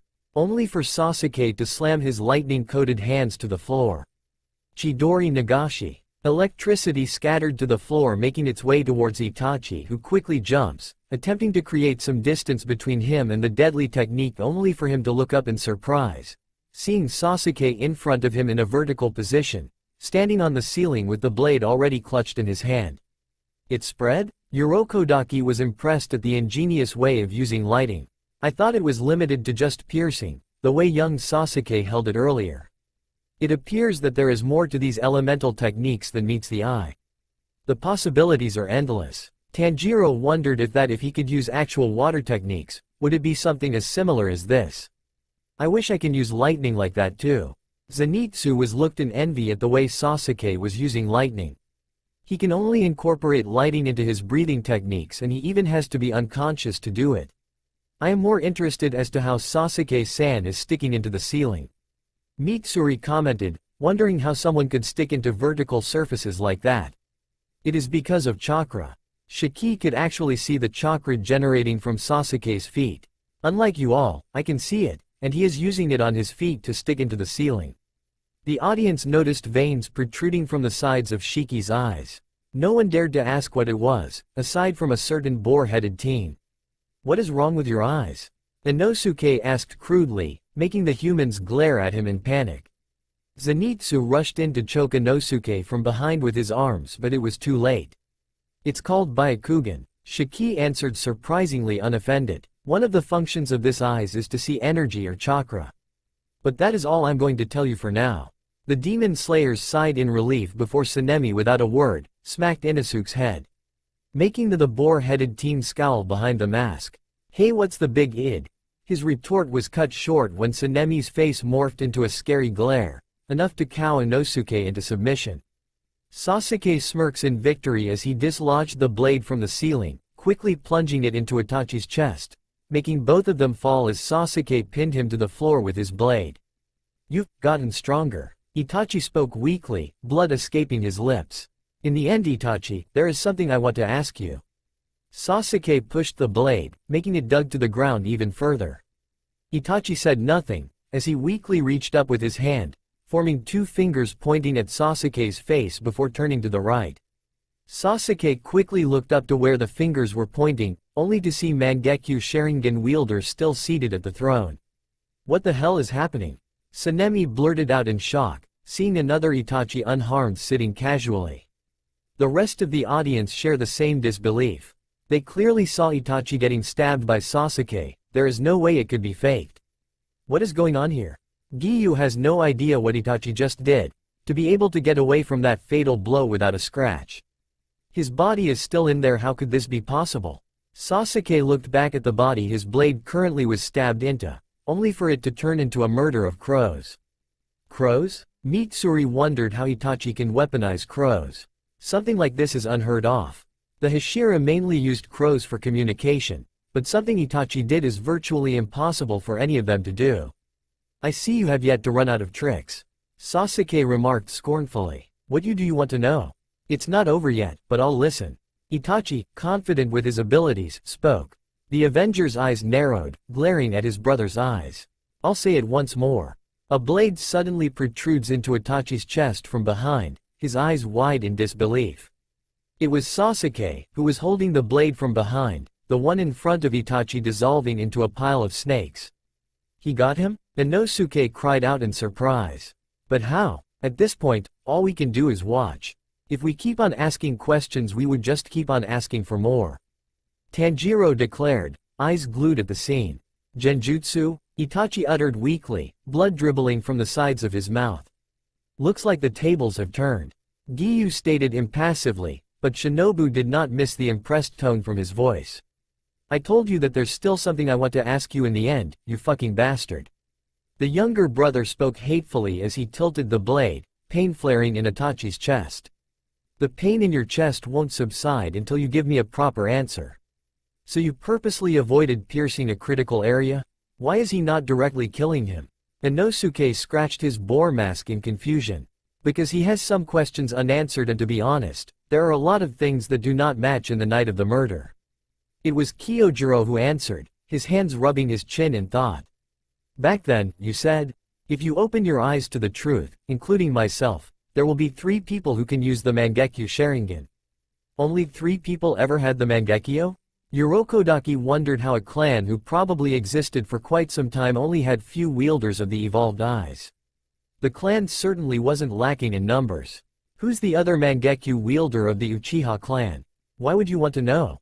After I kill you, he's next on the list. That's why. Well, Sasuke-san certainly isn't lacking confidence, Mitsuri commented, with the rest of the humans still in awe at the exchange between the brothers. Itachi's eyes flickered weakly. Kill him? On the night of the massacre, you told me there was a third person. There was another member of the Uchiha clan who you didn't kill, which means they helped you massacre them. Even you wouldn't be able to take out the entire police force alone. That makes sense. Itachi at that point was still 13 years old. Even he couldn't kill every Uchiha, especially if they possessed the Sharingan. The masked Hashira was sure that there was an accomplice. I think I get why the Uchihas are in the police force. The insect Hashira added. Their eyes sets them apart from any regular ninja. So far we already know the Sharingan could perceive things slowly, so it makes sense they are sent out for recon. The rest of the audience silently agreed. It seems as though you've figured it out. Itachi let out a smile. Who is it? Sasuke demanded. Itachi was silent, which served to infuriate Sasuke even more as he pushed the blade further, blood dripping from the tip. Uchiha Madara. Sasuke's eyes trembled in shock. Uchiha Madara. The way Sasuke-san muttered the name, this Madara could be someone significant and powerful. Tanjiro said, his mind deep in thought. Madara? Giyu tested the words on his lips, catching the attention of the rest. You could only wonder how one name could have this much of a reaction on someone with Sasuke's caliber. One of Konoha's founding members. And the first person to ever awaken the Mangekyo Sharingan. If it really was Madara, then he would have been dead a long time ago. Are you mocking me? Sasuke yelled furiously. Madara is alive, Itachi simply said. Whether you believe me or not is up to you. If Sasuke is adamant that this Madara person is dead, then that means it probably has been decades or centuries that this man existed. The water Hashira could not remember a human living that long. You'd be surprised, if a human is powerful enough could even reach 100 years old and still retain his skills and power. Although it is very rare. Urokodaki voiced his thoughts. Stop messing around. People live their lives bound by what they see as right or true. That's what they call reality. However, right and true are nothing but vague terms. Itachi kept speaking, not minding the pain from the blade stabbed into his chest. Their reality could turn out to be an illusion. Everyone is living by their own assumptions. Wouldn't you agree? Urokodaki narrowed his eyes at the strange wording. He is definitely sure something is amiss. It was hard for Giyu to read the man's expression with the mask constantly on his master's face, but spending years with him, he knew something is bothering the masked Hashira at the moment. Just what are you getting at? Sasuke snapped irritably. Itachi just let a smile of amusement. Madara being dead was your own convenient assumption. And you were once under the impression that I was a caring older brother. Flashes of Itachi during their younger days played in Sasuke's mind. How he was deceived by the act. I continuously pretended to be the brother that you wished for. In order to measure your capacity. Itachi finished. Giyu clenched his teeth, once again reminded of how much of a monster Itachi was. Tanjiro still couldn't wrap his head as to how Itachi could be so cruel, to not only kill their entire family but also to rub it in Sasuke's face. On that night it happened. I was so young that I had to pretend it was just a nightmare. Sasuke's hand trembled at the handle of his blade. I wanted to believe that it was all just a horrible genjutsu, but there was no mistaking that it was reality. Sasuke roared, turning around as electricity surged in his hands, forming a spear as it stabbed towards the real Itachi, missing his head by a few margin. What the? It was Shinobu this time, unable to hide the confusion and shock as the rest of the audience. Just how many copies can Itachi-san do? This was all confusing for Mitsuri, who prefers a direct approach in combat. I don't think it's a copy. Probably another illusion that Itachi can do. We all know that a Sharingan has illusory abilities. Giyu deduced rationally from what limited they have seen. This guy is really a pain to fight against, huh? Sanemi mused, irritated at the thought of facing this man. It can turn into a spear? Zenitsu gaped in awe, almost burning in jealousy. The command of elements these ninjas have is astonishing. Kyojuro commented, seeing how Sasuke is manipulating lightning to this level. Are all humans of these era capable of this? My eyes are different from how they used to be. This Sharingan of mine can see through your genjutsu, he declared, the chirping of electricity filling the room as Itachi stared down at him impassively. You still like to talk big. Itachi scoffed, unfazed at the deadly electric blade inches from his face. Then again, I suppose they're more than just big words this time. The Itachi stabbed by Sasuke fading like a mirage. Damn right, Inosuke suddenly yelled. Basuke is definitely gonna take you down. The boar-headed teen truly understood Sasuke's side, and seeing him get his justice would be satisfying. I wouldn't celebrate just yet. Sanemi grunted out. Look, the bastard doesn't even give a shit. Is the gap in their power still that great that Itachi is this confident? The love Hashira wondered. Sasuke obviously trained his entire life after that incident. There is no way he's challenging Itachi if he still wasn't strong enough. There is only one way to find out. With that, Sanemi's attention returned to the scene. So does that mean that you're finished playing around these little games? Sasuke demanded, dispersing the technique. You're certainly strong, but you still lack the same eyes as I. Itachi said blankly. So you couldn't kill your closest friend, could you? You'd still come before me with such naive heart? It's good to know that while Sasuke-san held on to his revenge, he never resorted to something so heinous. Shinobu said in relief. That just proves that while he has the potential to surpass his older brother, he will never lose sight of his humanity, unlike what Itachi has become. Giyu's face darkened, silently wishing that Sasuke will avenge their family and finally put down Itachi. Well then, let's see you use that Mangekyo Sharingan of yours to kill me. Unless you find my strength too much to test your capacity on. Sasuke challenged confidently. Itachi let out a sigh of disappointment as he stood up from the throne. You're certainly confident. Unbeknownst to both of them, a certain man melded into the walls, perfectly masking his chakra, was watching. With face half black and white, they haven't moved from their spots at all. The white half muttered, they're fighting using genjutsu alone. The black half replied, is that a demon? Zenitsu shakily pointed at the strange aloe-like creature. Muzan leaned in interest, finally finding a demon in this era. Why can't they sense him? Sanemi thought it was strange that a Sharingan couldn't sense the demon in the wall. I thought Sharingan could see everything? That's not entirely true. Shiki, who was content in watching everything, finally replied. From what I have seen so far, the Sharingan might give one incredible perception, but that strange creature is perfectly masking its presence.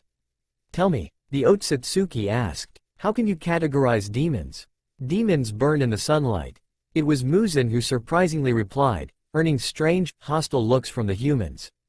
So what you're saying is even if you have the attributes that a normal human do not have, and you don't burn in sunlight, you're not a demon? The pale man was surprised at the notion. Such a specific and convenient weakness to have. So there are demons in this timeline as well? Urokodaki never saw such a strange demon before, with both faces having different consciousness, and was able to blend into the surroundings perfectly. A skilled demon slayer have enhanced senses, in order to sniff out demons no matter how good they hide. For this demon to hide right in front of two Sharingan wielders is worrying. Mangekyo Sharingan. These eyes are very unique. The older brother started. From the first moment you awaken them, a slow descent into darkness begins. The more you use them, the more it takes its toll. What are you talking about? The Mangekyo will eventually lose its light. A loss of sight then? Sasuke said disdainfully. So that is the price you pay for this power? Definitely not worth the blindness if you ask me. Kyojuro stated disdainfully. An incredible power with the price of your sight? No thanks, he is comfortable with what he has right now. It would only make sense that a power like this has a terrible cost. The insect Hashira already figured out there is more to the price of such power, but she did not see this coming. You'd have to wonder, a man as intelligent as Itachi-san is, Why would he risk blindness for this? You are right, that means he has something else planned for all of this. With that, they returned to the scene. You are right, Itachi replied. It wouldn't matter eventually. He finished in a cryptic tone. Who the hell is Madara? Sasuke demanded. He's an immortal man, my accomplice and my mentor. Itachi replied simply, slowly making his way towards Sasuke, who grit his teeth.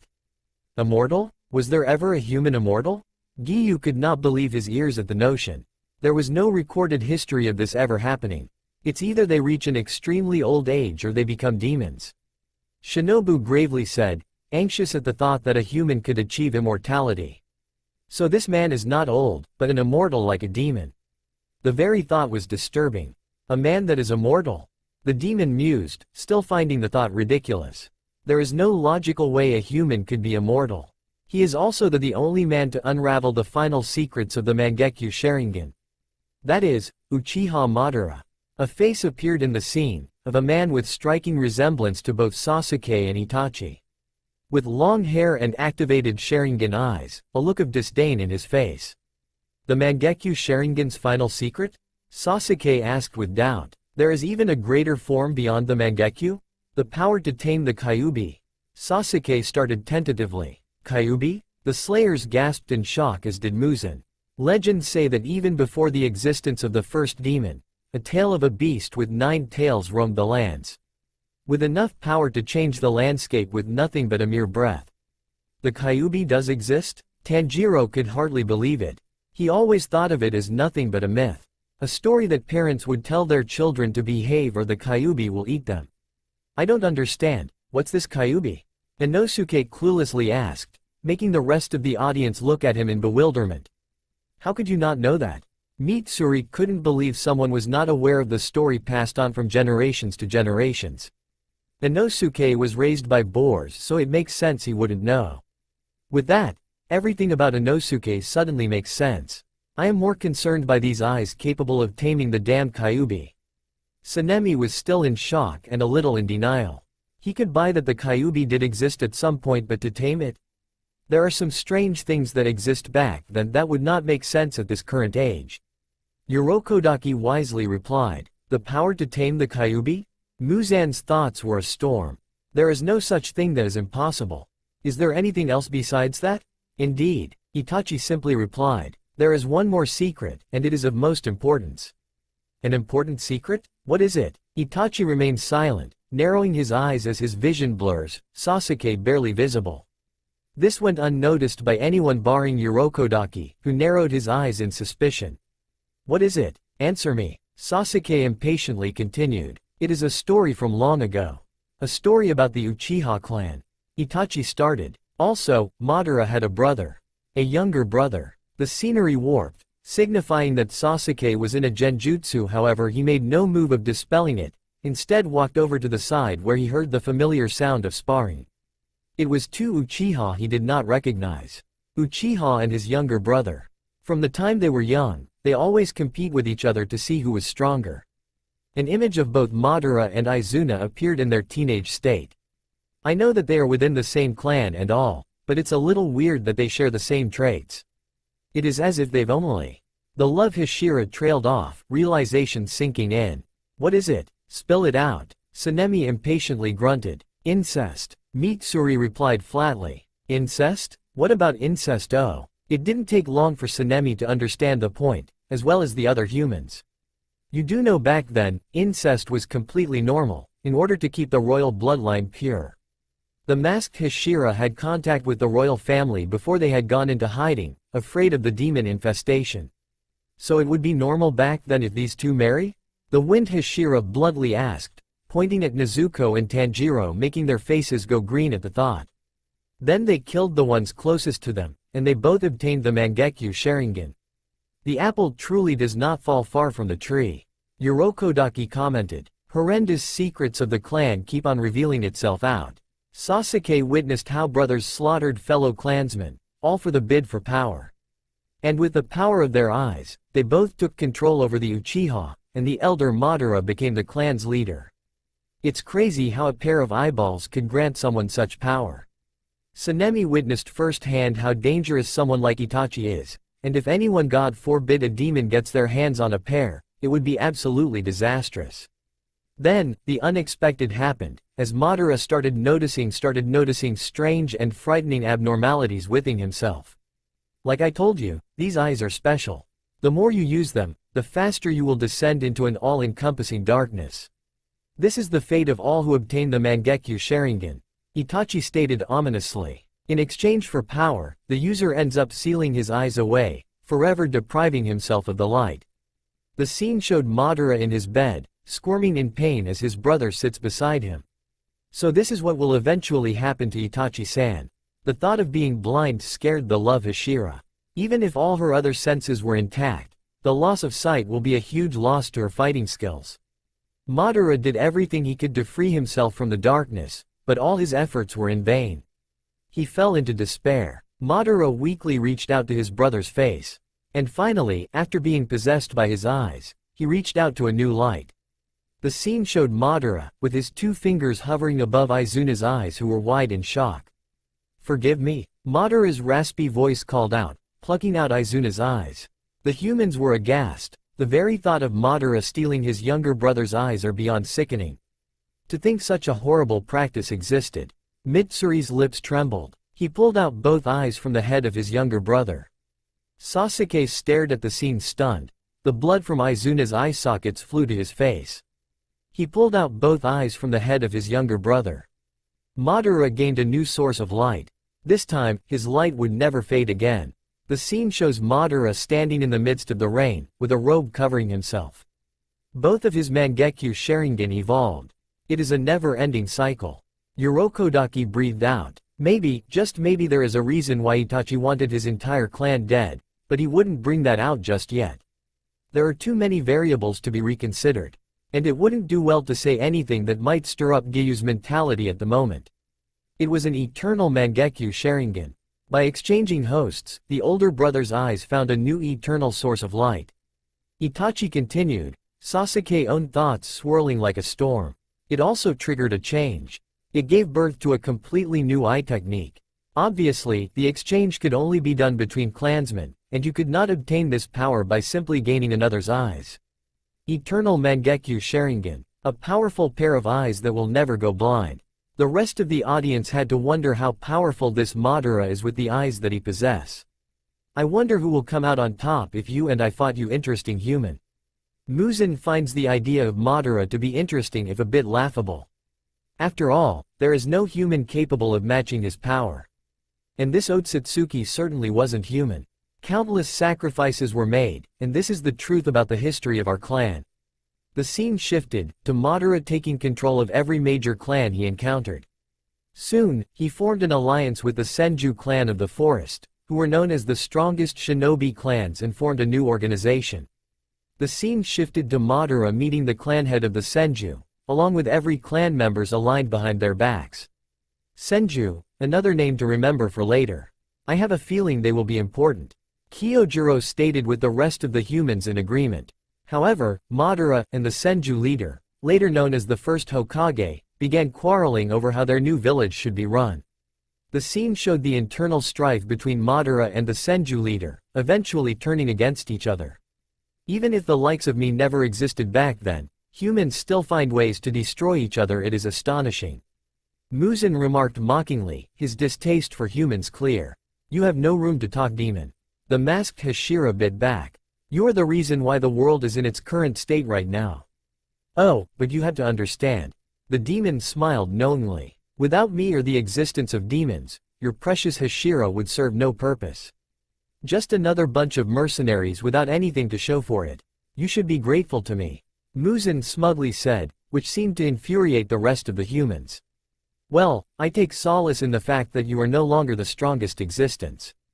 Shinobu once again with one of her soulless smiles saved for people, demons, she truly hates. It must hurt your ego that someone got the upper hand on you. Muzan bit back a snarl and instead went back to the scene. It wouldn't be once I gain another form. Then I will finish this Otsutsuki myself.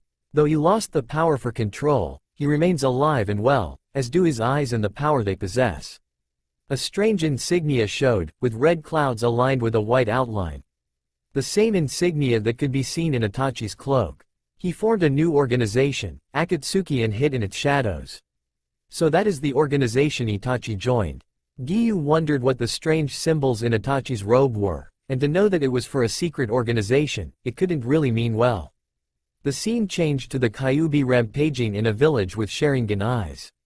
A human capable of subduing a demon of that level? Muzan stated, stupefied. Even though it was a myth, now with its existence confirmed thousands of years ago, it can no longer be called as such. The legend spoke of a nine-tailed beast capable of leveling entire mountains and countries with a flick of its tail. To know that a human was able to tame such creature was just preposterous, or maybe the legends of the Kyuubi was all just an exaggeration. The demon's ego persisted, unable to accept the fact that human might be possible stronger than him.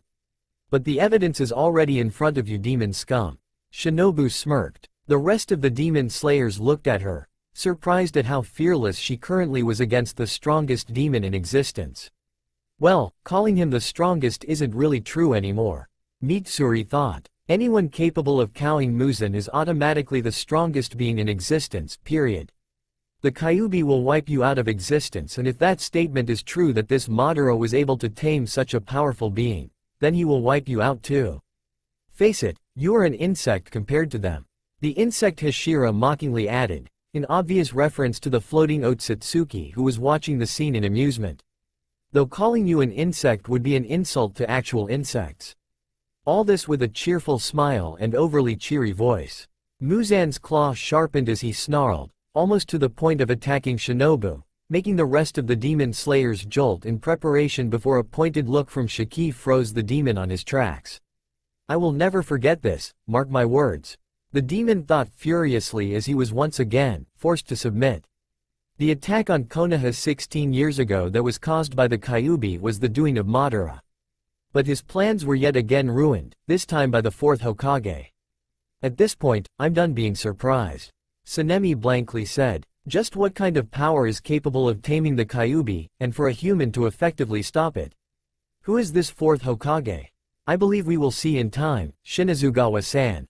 Shinobu replied, I refuse to accept this. Maybe this Kyuubi was nothing but a farce. Muzan's unyielding ego starts to win over his logic. The genjutsu lifted, as Itachi began to chuckle. In other words, the Madara of today is nothing more than a pathetic shell of his former self. Sasuke took notice as Itachi's tone took a strange turn. He's no longer a man who can hold the title of the strongest among the Uchiha. The only person who can surpass him and achieve true immortality is me. Itachi declared, clenching his fists as Sasuke narrowed his eyes. The humans were surprised at the sudden intensity in Itachi's voice. The normal cool-headed person was gone and in his place was a madman. And now, I am finally capable of obtaining power far surpassing that of Madara. If he wasn't insane before, then this time I believe Itachi has truly gone to the deep end. Kyojuro noted the madness in Itachi's eyes. So in the end, all of this was for the quest for power. The scorn in Giyu's voice could not be hidden as he glared at the image of Itachi. Sasuke, Itachi bellowed, with an insane glint in his eyes. You will become my new light. An apparition appeared behind Itachi, with two sets of eye sockets, one with Itachi's Sharingan eyes, and the other one empty. Eek! Zenitsu yelped in fright, seeing the strange being materialize from behind Itachi, making him hide behind Inosuke. You are my spare. A tendril of energy from the apparition slowly snaked towards Sasuke. So that is the reason why. Shinobu concluded. He wanted to spare Sasuke-san so he can take his eyes in the future. The information flabbergasted the rest of the humans. To think that this is the only reason why Sasuke-san is still alive. Tanjiro really hoped that Sasuke would finally bring down Itachi for good. That officially did it. Itachi hit a new low. The demon slayers never thought their views on Itachi could get any lower, but here it is. For decades, the Uchiha killed their friends to obtain the Mangekyo Sharingan, and killed their siblings to make its power permanent. Itachi raved, spittle coming out from his mouth. Our clan was forever tainted because they cannot stop flaunting their own powers. From the moment you were born an Uchiha, you were destined to a life drenched in blood. The last shred of Itachi's sanity left him as he madly declared. Sasuke stood frozen as the tendril wrapped itself around him, restricting his movements. "Now face me, my little brother," Itachi challenged, the tendril forming a claw, making its way towards Sasuke's eyes. "Once I kill you and become free from this wretched clan's destiny, and I will finally be transformed." All this in pursuit of power. The insect Hashira still could not fathom such an act. Itachi had everything she ever wanted. Why in God's name would he toss away all of that for something as trivial as power? He has lost his mind, Giyu stated, his eyes hardening at seeing Itachi rave like a madman. Things like limits and capacities will be forever shattered. The kind days when Itachi posed as a loving brother played within Sasuke's mind. Finally declaring within himself that Itachi has gone mad, and all it ever was a cruel act.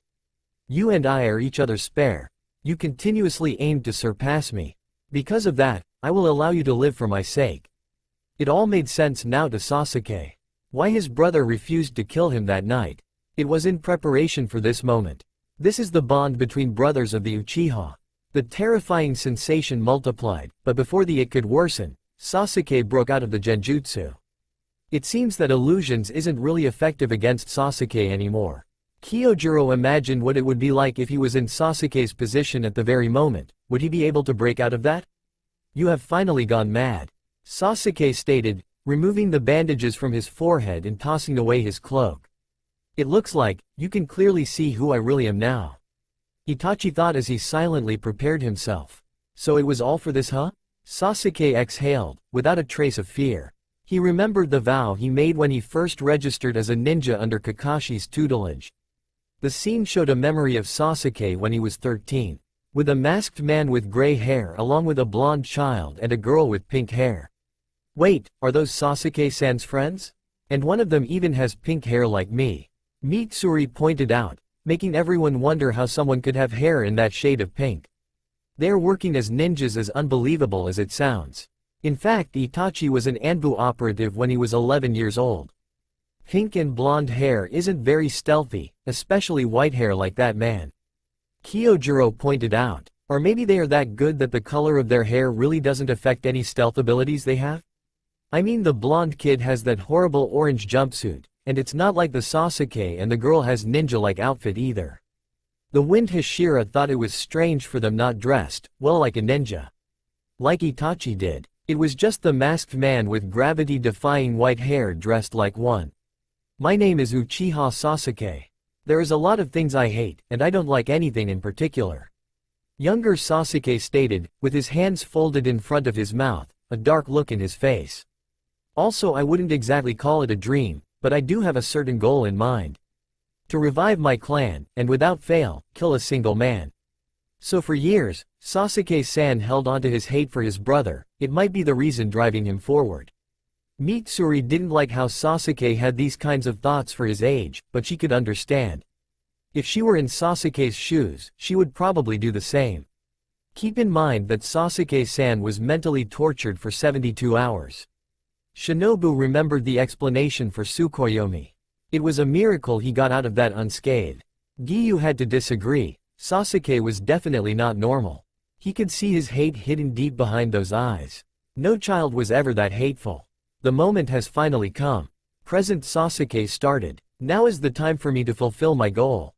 You said you could see my death." Itachi replied, without any hints of the insanity that he showed earlier. "But you cannot win against my Mangekyo Sharingan. I'm sorry, but that goal of yours will remain an illusion," Itachi asserted, with full confidence in himself. Sasuke undid the bandages on his wrist, revealing a sealing pentagram engraved on his cloth bracers. "You can use your eyes as much as you like, but with just my hatred I will turn that illusion into reality." Itachi said nothing in return, wordlessly accepting the challenge. "Your reality is death." The stare-down remained for a few more seconds, before both of them sprung into action, as if reading each other's minds. Sasuke quickly unsealed 2 shurikens from his bracers, throwing them towards Itachi with hypersonic speed, with Itachi doing the same. Where did that shuriken come from? Tanjiro couldn't see where Sasuke got it, only a puff of smoke and the weapon was already there. He doesn't have hidden sleeves, does he? A clash of iron could be seen as the two brothers relentlessly throw shurikens against each other, sparks and bits of metal flying around from the resonating clash, as if the air is slowly being polluted with iron fillings. Where are these shurikens coming from? Zenitsu was astounded at the rate the two brothers are trying to kill each other. The rest of the audience were silently watching the scene with equal amounts of astonishment and awe. This is humanly impossible, Sanemi muttered, his eyes erratically trying to keep up. They're not even moving at all. Inosuke struggled to keep up, clenching his fists tight in excitement. They're just throwing those things at each other without trying to defend. The two of them eventually ran out of projectiles as they rushed each other, with Sasuke's blade drawn ready for a slash before Itachi took hold of his wrist, Itachi's other hand gripping Sasuke's. Look at that. Urokodaki pointed at the shurikens that are still airborne while Itachi and Sasuke are locked tight in a clash. What is it that we are actually looking? Giyu was confused at the outburst, so was the rest of the audience. The shurikens they are throwing against each other, they are still airborne. Now notice the position Sasuke and Itachi are currently in. The rest of the demon slayers were still confused, save for Muzan who actually understood the point but kept quiet and decided to observe.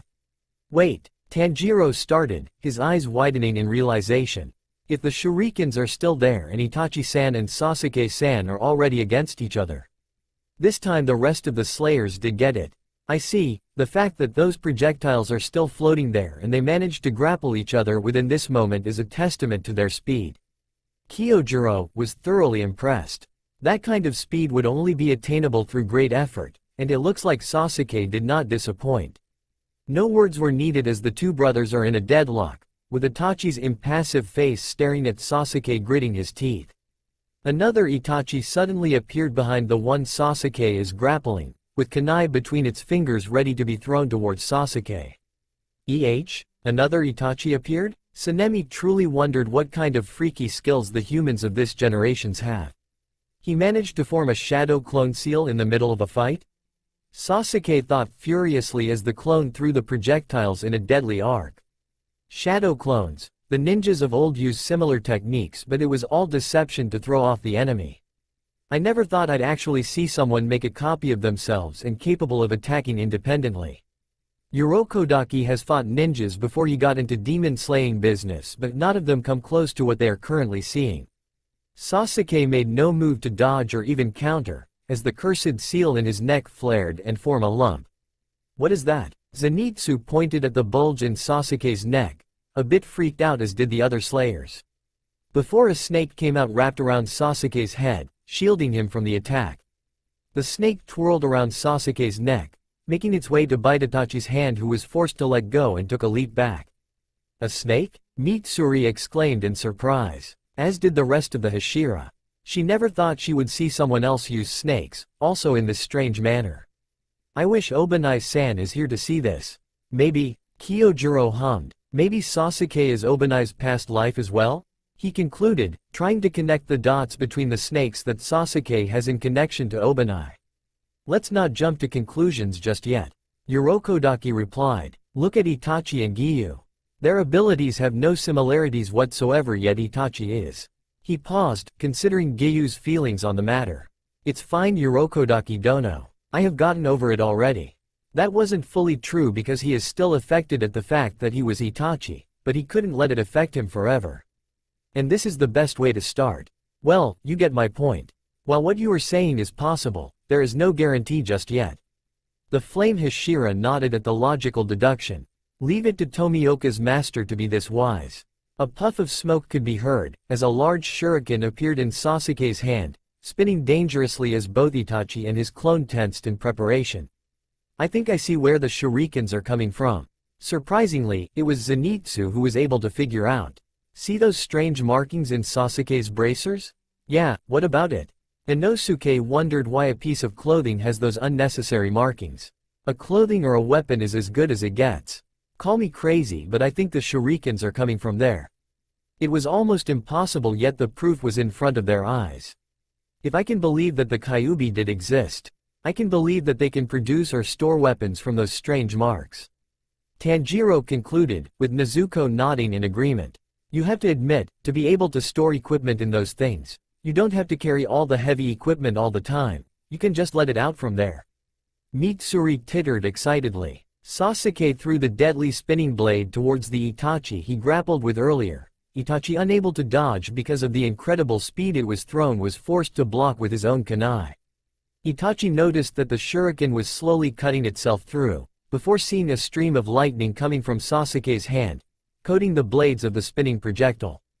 Chidori? Itachi grunted, as the shuriken cut through his kunai and sliced through his flesh, before dispersing as a bunch of crows. So he can disperse as crows and use them as clones as well. These ninjas are far cry from the ninjas I've seen. You've seen real ninjas, Urokodaki-san? Tanjiro asked in surprise. Yes, but you can rarely see them now. When the demon infestation became rampant, their skills couldn't help them survive. The masked man replied cryptically. Is this still within the works of chakra, I wonder? Shinobu wondered. If we can use chakra as well, does this mean we can also do those? Actually, you are already using it. Shiki turned to the insect Hashira, his eyes glinting knowingly. Although it is not the same as the people from this era, you are unconsciously doing it already. But we can't do a fraction of what Itachi or Sasuke can do. Sanemi retorted, as politely as anyone like him can get. I'll explain later. It wasn't the real one? Sasuke thought in infuriation, as the crows that dispersed earlier making their way towards him. Without warning, Itachi appeared in front of him. What? He was in front of me the entire time. Sasuke grunted in pain as he was kicked back into a wall which formed a crater from the impact. He strained himself, trying to stand up as he pointed his finger towards his brother, chirps of electricity forming from the tip of his fingers. It was different from before when the fight started. They couldn't keep up with the movements at all except for Muzan, who barely can. But it hit different when they could clearly see from Sasuke's perspective. Itachi was in their sights at the moment and there was no way for them to miss, but they still did. Just how fast is he? Giyu never thought this kind of speed was possible for a human. Before he could recover, Itachi blurred, vanishing in incomprehensible speed even with his Sharingan on, pinned the Chidori-covered hand by the wrist and stepping on his foot. For good measure, Itachi punched Sasuke's gut, which took the wind out of him as he heaved. Bastard! Sasuke panted, unable to voice his thoughts as his brothers kept his left hand restrained on top of his head. Itachi slowly reached towards Sasuke's skull, with two fingers outstretched, making Sasuke's eyes widen in horrification. Is he gonna do it?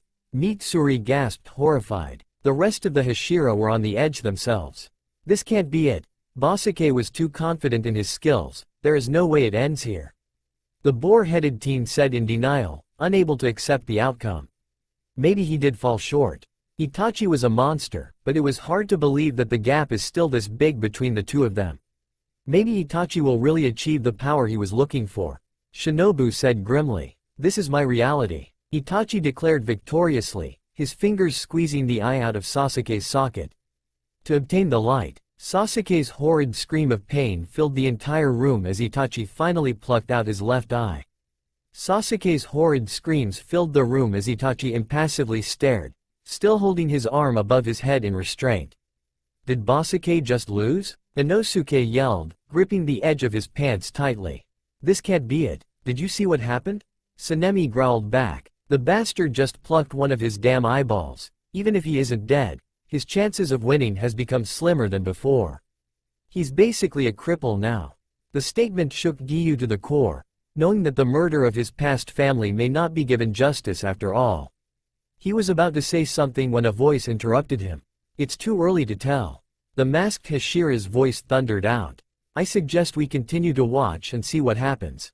The rest of the Slayers nodded, with Muzan ignoring the irrelevant commotion. Humans, always so emotional. The black-haired demon sneered. That is why I told you. Itachi started condescendingly. If you do not possess the Mangekyo Sharingan, then you are nothing before these eyes of mine. Is the leap of power from a normal Sharingan to a Mangekyo really that big? Tanjiro couldn't help but wonder. With Zenitsu pondering the same thing. I mean, so far, we've seen Sasuke-san keep up, but he's not really phasing Itachi-san. If a Mangekyo could grant you abilities like Tsukuyomi, then the difference really is astronomical. The Flame Hashira answered. So far we have seen what a normal Sharingan can do, so it would make sense that the Mangekyo far surpasses that. The reasoning was sound, so there is really nothing they could reply to that. But if what you are saying is true, Then does that mean Sasuke-san never stood a chance in the first place?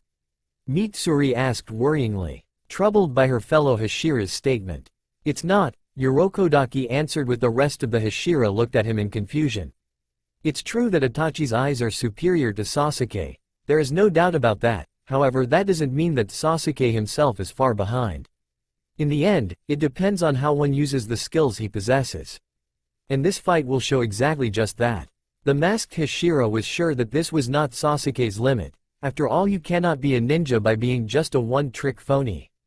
Sasuke couldn't reply, still clutching the left side of his eyes in pain, gasping every so often. The strange black and white creature was looking at the events in astonishment. A series of texts appeared on the scene. The being known as Zetsu with a black and white half served as a spy for the Akatsuki with his invaluable ability to mend into the surroundings that not even the best sensor can track his chakra signature. So this creature, Shinobu started, unsure about her feelings regarding Zetsu, isn't a fighter but rather their spy. If I'm right, in this era a ninja who is capable of tracking chakra are invaluable. This Zetsu would be a bloody security nightmare. Sanemi mused, thinking what disaster it could bring if this creature was under Muzan's control. It's bad enough that there are demons who can mask their presence to a degree, but someone completely untraceable? That's bad news. Now for the other one. Sasuke grit his teeth in endurance before strange black markings started to appear on his face. Itachi's eyes widened in alarm before leaping away. Any second later and he would have been caught by the demonic hand-like wing that sprouted from Sasuke's right side. So that's the power of the cursed seal. Itachi mused silently, staring at Sasuke's hunched figure with the wing protectively coiled around his right side. The rest of the audience was silent in shock, seeing Sasuke transform into what one could call a demon. What the fuck is that?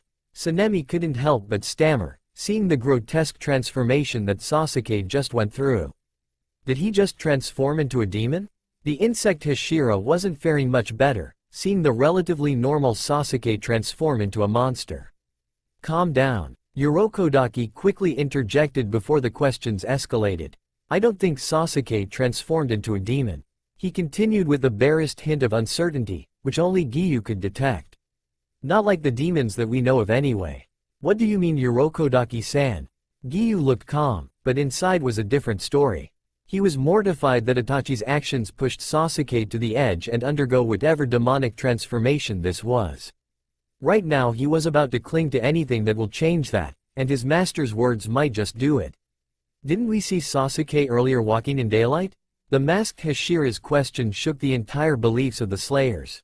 If he truly were a demon, wouldn't he burn in the sunlight? So that means whatever that transformation is, it's not the human-eating demons that we know. The statement alone alleviated Giyu's worries if only slightly. Oh thank goodness. The love Hashira sighed in relief. I really thought Sasuke-san became a demon.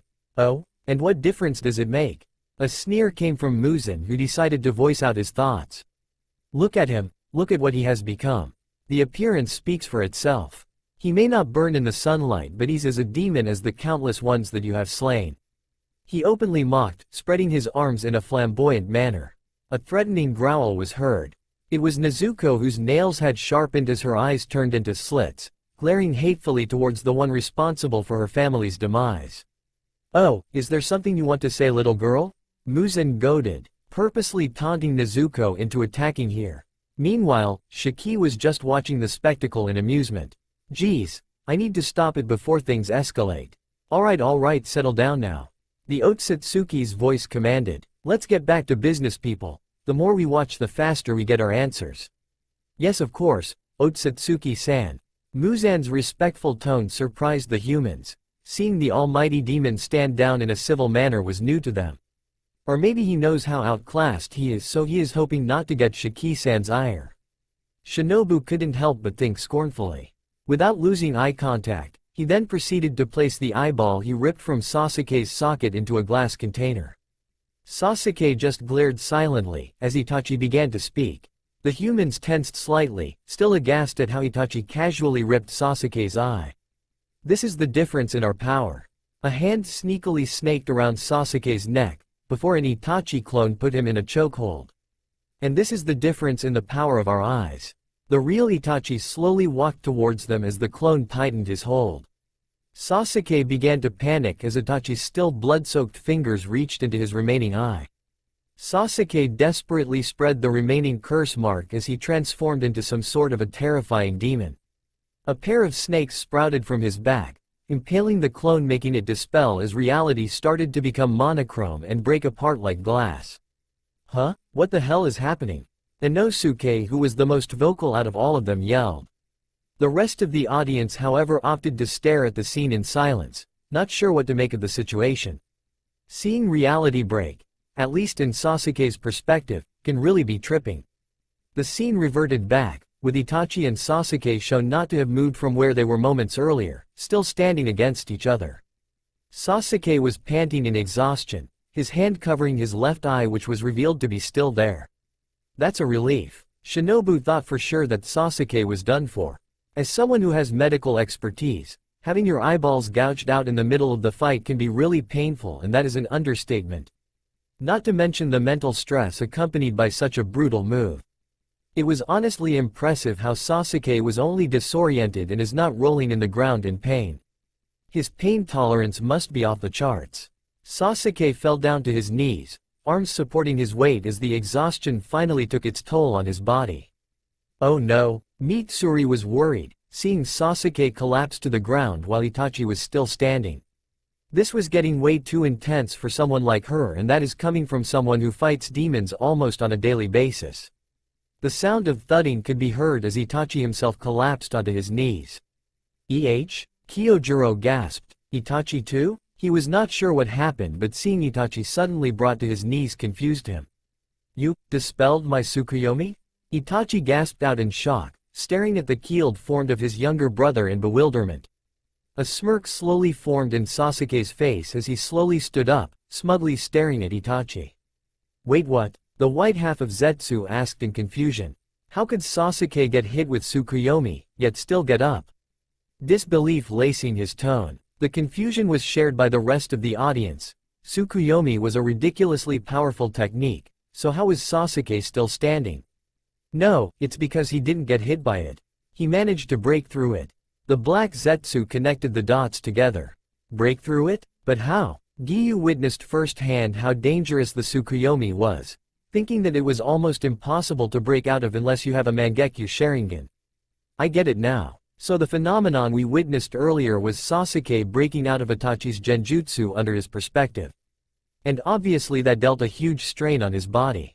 At the same time, for Itachi to use Tsukuyomi, the strain must be as great if not greater. Tsukuyomi is nothing to scoff at, and it only made sense that the drawbacks would be insane. Kyojuro was thankful such an opponent did not exist in this era. What? Someone with a normal Sharingan shouldn't be able to beat a Mangekyo Sharingan user. White Zetsu exclaimed incredulously, eyebrows creased in confusion. Exactly, it is only natural that someone with a stronger power should win. Maybe there is something that we missed? Sanemi was sure there was something else in play. Or maybe Sasuke-san is more powerful than we thought? The insect Hashira added. The Sharingan is just another weapon a shinobi can use. A weapon is only as strong as the user who wields it. Even with just a stone, if the one throwing it is proficient enough, he could defeat a shuriken user with it. It boils down to their difference in skill. This was true in most cases. A lot of ninjas with bloodlines overly rely on their gift and completely neglected their own personal skills. If the Uchihas has the same mentality as Itachi did, then they wouldn't get slaughtered easily. That made sense, Urokodaki said in realization. While Itachi's powers are greater, Sasuke in his limited state was able to effectively utilize his skills in order to make up for the lack of power. And this is something that Itachi has overlooked. It would seem that Itachi has underestimated Sasuke's capabilities. The flame Hashira was in awe. Overcoming the difference in power with skill is not unheard of but not exactly easy to pull off. This just means that Sasuke's capacity has far exceeded what Itachi could see. Didn't I tell you already? Sasuke asked with confidence. You can use those eyes of yours all you want, but with just my hatred, I'll turn illusion into reality. Sasuke-san really is confident, huh? Shinobu observed. Let's hope that won't turn into overconfidence. If he is planning for years to face down Itachi, then I am sure he did not come unprepared. Giyu answered back after being silent for the majority of the memory. His eyes never leaving the scene, clenching his fists tensely. I do hope you're right. The insect Hashira conceded. Turn illusion into reality, huh? Itachi slowly stood up. Then allow me to throw those words right back at you. Sasuke said nothing in response as he coiled his body in preparation. Just now, you saw the illusion of your own eye getting plucked out during my Tsukuyomi. Now, I will allow you to experience the reality of that moment. Sasuke just narrowed his eyes in anticipation. Looks like Itachi isn't done either. Sanemi leaned forward in anticipation. While he may hate Itachi's guts, he cannot deny that he is a powerful fighter and would no doubt mop the floor with him. The air around Itachi has shifted. White Zetsu gasped. I guess he's serious now. Black Zetsu replied in a somewhat excited manner. With the way things are going, we may even get to see the Amaterasu. What, Amaterasu? I can't wait. It was a good thing we came here then. Truly it was worth all the pain to travel here just to witness this legendary fight between the two brothers. Amaterasu? The rest of the humans barring Urokodaki blurted out in shock. Calm down. He chided to the rest of the slayers with Shiki watching them in curiosity. I don't understand, what is the significance of this name? Shiki asked, not familiar with the planet's customs. How can you not know Otsutsuki-san?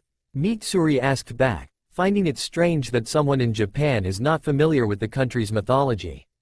But then again, he barely looks like a human, much less Japanese. Let's just say I'm not from around here. The pale-eyed man answered cryptically, which really doesn't tell anything about him. Amaterasu and Tsukuyomi, those are the names of Japanese mythology gods. With Amaterasu the goddess of the sun and Tsukuyomi the god of moon. Urokodaki answered the Otsutsuki cordially. I think I'm sensing a pattern here. A pattern? What do you mean? Zenitsu asked. The name sure was a shock, but he still could not see anything Tanjiro's master could. That our history is not what it seems. With that, the masked Hashira focused back on the memory. Itachi closed his right eye as he performed a two-handed seal. Fighting with Genjutsu isn't going to get them far. The minute Sasuke broke his Tsukuyomi, a Genjutsu fight became meaningless. The Black Zetsu deduced. From now on, they'll just start throwing ordinary ninjutsu at each other. White Zetsu was eager to see how Sasuke would play this out, considering the still large gap in power between them. As Itachi's left Mangekyu wields the strongest Genjutsu, the right Mangekyu wields the strongest physical attack. Black Zetsu informed. Amaterasu is said to be inextinguishable black flames, forever burning until its target burns to ash. Everyone's eyes widened at this. An inextinguishable flame? The flame Hashira stuttered, clenching his fists. That's a fearsome power. To think that this kind of power is being wielded by a human. The very thought itself. Mitsuri trailed off, trying not to think about the monsters that are residing in Itachi's era. If Itachi is already this much of a monster, how about the same people in his organization? If something like that exists in our era, then is it enough to kill a demon without relying on the sun? Shinobu asked, getting the attention of the rest of the humans in Muzan. A flame wielded by a human enough to eradicate demons? Impossible. The demon raged, the idea itself ludicrous. Maybe, Giyu answered, breaking out of his silence. The question is, how hot are these flames? We have no idea how these flames behave, so for all we know it could be as weak as a lump of dying coal or as hot as the sun. Everyone was silent after that, not knowing what to say. Itachi suddenly crouched down and performed several hand seals. However, Sasuke was a tad faster and quickly unsealed a huge shuriken from his bracers. He's fast. He's not going to let Itachi form his seals. The Black Zetsu exclaimed in awe. Sasuke quickly flung the massive shuriken towards Itachi, who stopped midway from casting his seals as he ducked in an attempt to dodge a straightforward attack. His eyes widened in realization, however, when he saw another shuriken mirroring from below, making it impossible for him to dodge in his current position. Did the shuriken just double itself? Inosuke blurted out, confused as to how that happened. This is the Shadow Shuriken technique. The Black Zetsu mumbled. Shadow Shuriken. Shinobu tested the words in her mouth. If I'm right, aside from multiplying themselves, they are also capable of multiplying things? She said tentatively. I mean, it's not far-fetched that they can do that. Sanemi replied. If they can walk on walls and use elements, then multiplying stuff isn't that of a big leap. So far we have seen Itachi-san clone himself. That itself is already impressive if a bit terrifying. Now imagine someone who could clone themselves hundreds of times. Isn't that crazy? Zenitsu chirped excitedly. I don't know, it might be impossible. Tanjiro started deep in thought. I don't know how Itachi-san compares to everyone in his era, but he is already ridiculously strong, yet he can only make one copy of himself. It could be that multiplying oneself, a clone that could think and attack independently, would already be taxing. Still, it would be really cool if there is someone who can. Imagine 100 me in a battle against demons. I would be unstoppable. Inosuke fussed, raising his hands in the air with steam coming out from his nose. Sasuke further amped the shuriken by coating it with his own chidori, making sure that the hit would be fatal. Itachi narrowed his eyes in contemplation before leaping forward, positioning himself between the two projectiles. Amazing reflexes, Kyojuro exclaimed, seeing Itachi successfully dodge the projectiles. To be able to maneuver himself into that position in such limited time is just amazing. Indeed, very few would be able to dodge that kind of attack, especially in a limited time frame. Urokodaki deduced, watching the exchange with a keen eye. He meant it when he said very few would be able to dodge the Shadow Shuriken, with the strength that Sasuke used to throw. The earlier exchange between Sasuke and Itachi with their shurikens already a hard proof of how lethal they can be with ninja projectiles, so something like this would definitely be a death sentence. The remaining Hashira wondered how well they would do in a fight against either Sasuke or Itachi. It's a shame that they will never experience it ever. However, Sasuke wasn't quite done yet. Seeing Itachi successfully dodge the cage shuriken, pulled his wrist back, revealing two thin ninja wires still attached from his bracers and onto the shuriken. A rigged shuriken? Itachi, though, in shock as the shuriken that went past him exploded into a hail of blades, with one of them plunging deep into his thigh. URKK. Itachi grunted in pain as he fell down, making Sasuke smirk from his well-thought plan. The humans were silently gaping, witnessing Itachi fall down for real for the first time in the fight. Unbelievable, the love Hashira stuttered. Sasuke-san outsmarted him. A triple-layered attack. Shinobu started. The concept itself is rather easy, but the application itself is what's terrifying. In the heat of battle, every precious second counts. He lured Itachi-san into thinking that his real attack was the Shadow Shuriken, thus locking himself in the mindset that it was the dangerous attack he needed to evade. By the time Sasuke-san pulled off his last trick, it was too late to dodge, even if it was someone like him. The rest of the humans were silent, deep in thought about what just happened. Sasuke didn't need to use something flashy or powerful, he just simple misdirection to turn the tides against Itachi. Those last shuriken worked well. Itachi slowly got up, as he tried to pull out the blade, gritting his teeth in pain as he tossed aside the blood-soaked steel. His sight of Sasuke began to blur badly, his eyes constantly twitching as beads of sweat dripped from his forehead. I see that the effects of the Mangekyo is finally taking its toll on his body. Giyu gazed at Itachi's weakened form. A slight satisfaction barely seen on his carefully stoic face. Feeling the backlash of the Tsukuyomi from before, are you? That's just how I like it. Sasuke smugly stated, watching the downed form of his brother. The minute Sasuke broke through Itachi's Tsukuyomi, he turned the tide of the battle. White Zetsu stated with a bit of excitement. Not just that, but he managed to slow Itachi down. Sasuke might just win this. No, we don't know that yet. Black Zetsu quickly rebuffed. Sasuke quickly formed several hand seals before leaning back and expanding his chest, as if ready to breathe something. What is he doing? Zenitsu pointed out Sasuke's weird posture. What do you mean? Inosuke asked dumbly, scratching the back of his mask. Never mind, let's continue watching. Zenitsu sighed at Inosuke's cluelessness. Fire style. Great fireball technique. A massive fireball came out of his mouth, threatening to burn everything on its way as it quickly soared towards Itachi, who barely had time to jump up. Whoa! The flame Hashira exclaimed in amazement. They're capable of breathing fire as well. Kyojuro was both equally amazed and jealous. Oh, I wish I could use fire like that too. The boar-headed teen's confused voice rang out. I thought you were the flame Hashira, couldn't you do that as well, Bojiro?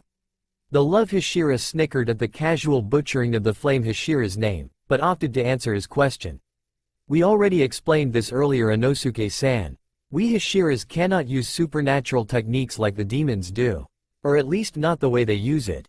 Some Hashira like Kyojuro-san and Shinazugawa-san may produce actual elements but not as easy as what is being shown in front of us right now. We only use the elements to visualize our attack. Thus Sasuke's fire breathe is totally impossible for Kyojuro-san or anyone to do so. Unless of course you become a demon. Sasuke was quick with the follow-up, with lightning chirping from his hands, intent on plunging it onto Itachi's chest. Itachi managed to dodge within a hair's breadth, making the Chidori hit the ceiling instead, making a hole that Itachi jumped off to, intending to relocate to an open area. Forming his own hand seals, Itachi spat out his own fireball towards Sasuke, who quickly shifted into his initial cursed seal form, shielding himself with his wings. Itachi can breathe fire too? Kyojuro was less surprised this time. If Sasuke can breathe fire, it is no surprise that Itachi can too. So great fireball is not exclusive to one person, but I wonder. If Itachi-san can breathe fire like Sasuke-san did, can he do the Chidori? Tanjiro wondered if anyone in this era is capable of using the same techniques. That's impossible. A voice that has not been heard for quite some time echoed. It was Otsutsuki Shiki himself, Byakugan activated as he scanned Itachi's chakra network. Everyone was startled by his sudden voice, but the insect Hashira quickly recovered. What do you mean by impossible, Otsutsuki-san? Shinobu asked in a melodic and respectful voice. The same question that everyone wants to ask.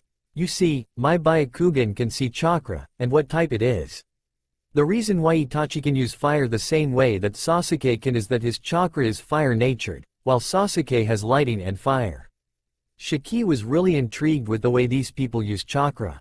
To be able to convert it into a variety of attacks such as illusions and elemental projectiles.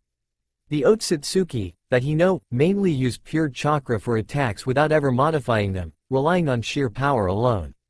While these people barely had the amount of chakra to compare, they make up with it by creative effective attacks. I have to hand it to these humans, they are really ingenious.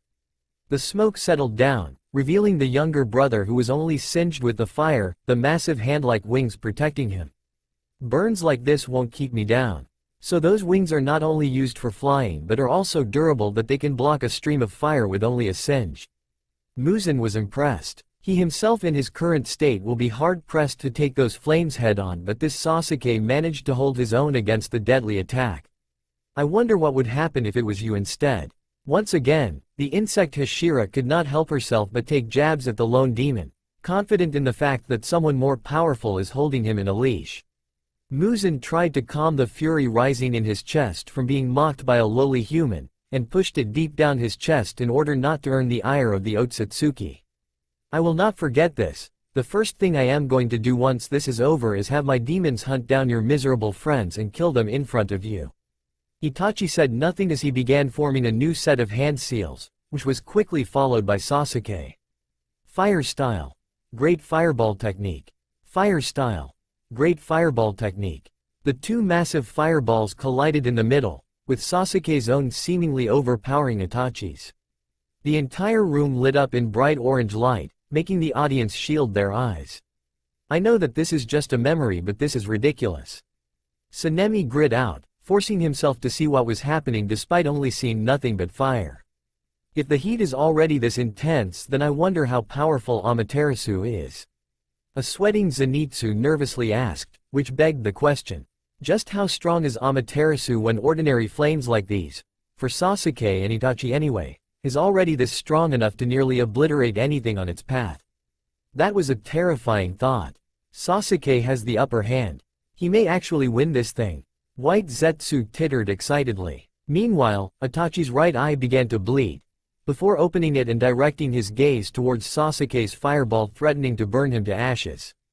Amaterasu. The moment the word left his lips, a torrent of black flames materialized in front of him, effortlessly swallowing Sasuke's fire, whose eyes widened in shock. There has been a lot of shocking moments from what they have seen so far, but black flames that burn so hot, capable of eating up flames, is another matter. The entire audience including Muzan were stunned. eyes wide in daze and shock seeing the fabled technique right in front of their eyes. Whoa! The flame Hashira was rendered speechless, seeing firsthand what Amaterasu was capable of. So this is Amaterasu, truly befitting the name of a goddess. The rest of them wasn't faring any better, still at a loss for words. That was terrifying, Mitsuri shakingly said. Even though she was not there at the battle herself and she is only viewing a memory, it was still more than enough to shake her to the core. You can say that again. The wind Hashira replied in a deceptively calm voice. We have seen how hot those flames are if it is capable of swallowing Sasuke's own. Not to mention it's inextinguishable, and it's safe to assume that only Itachi can undo the technique. It's scary, isn't it? Shinobu joined the conversation, managing to recover from the earlier shock. Now think about this. Itachi-san is terrifyingly strong. And he has joined a terrorist organization of some sorts. Obviously someone as strong as him would not join a weak group. This begs the question, if we assume that Itachi-san is one of their strongest, how strong are the rest of the members? Or better yet, how strong is the leader? This made them think, Itachi is powerful. There is no denying that, however, no matter how strong you are, someone will always be stronger. An example of this would be Uchiha Madara, the man capable of subduing the nine-tailed fox itself, and of course, this so-called fourth Hokage who managed to prevent such a thing. The very thought itself is giving Shinobu a headache. Ha ha ha ha. A slow chuckle was heard. It came from Zenitsu, whose eyes shaking in distraught. Are you okay, Zenitsu? Tanjiro hesitantly asked, placing a hand on Zenitsu's shoulder. I'm just happy that we don't have to fight people like them. He hollowly answered back, his eyes now staring into the nothingness as his mouth still fixed in a shaky smile. To think that this kind of power is in the hands of a human. A trickle of sweat rolled down the masked Hashira's has been caught off guard a lot of times before, but he is not a veteran demon slayer for nothing, which is why no matter how many surprises he encounters, he quickly bounces back up and thinks with a rational head. He barely gets himself together seeing the capabilities of the humans of this era. With a mutated eye technique to controlling the elements themselves. But seeing Amaterasu in action left him dumbfounded. He glanced at his former student beside him, whose shoulders were tense and fists clenched, barely holding himself together. He was about to do something about it, but someone else beat him to the punch. Giyu felt a feminine hand hold his own, revealing the owner to be Nezuko, whose soft eyes gazing at him reassuringly. Absently, he gripped her hand tighter, silently grateful for the action. Nezuko has been silent the entire time, with her unable to speak with the bamboo piece on her mouth. That, and she has not attempted to speak ever since she became a demon. But this entire time, her thoughts had been in haywire. Seeing Giyu, the man who had spared and trusted them, to be affected this much. And she understood why. She knew what she had to do. Before the black flames could reach Sasuke, Itachi closed his eye, dispelling the surrounding flames. Incredible, White Zetsu muttered. He put out the flames with even more flames. With that jutsu, whatever his eye focuses on will begin to burn instantly. The flames materialize on that exact spot. Black Zetsu exclaimed with a bit of awe in his voice.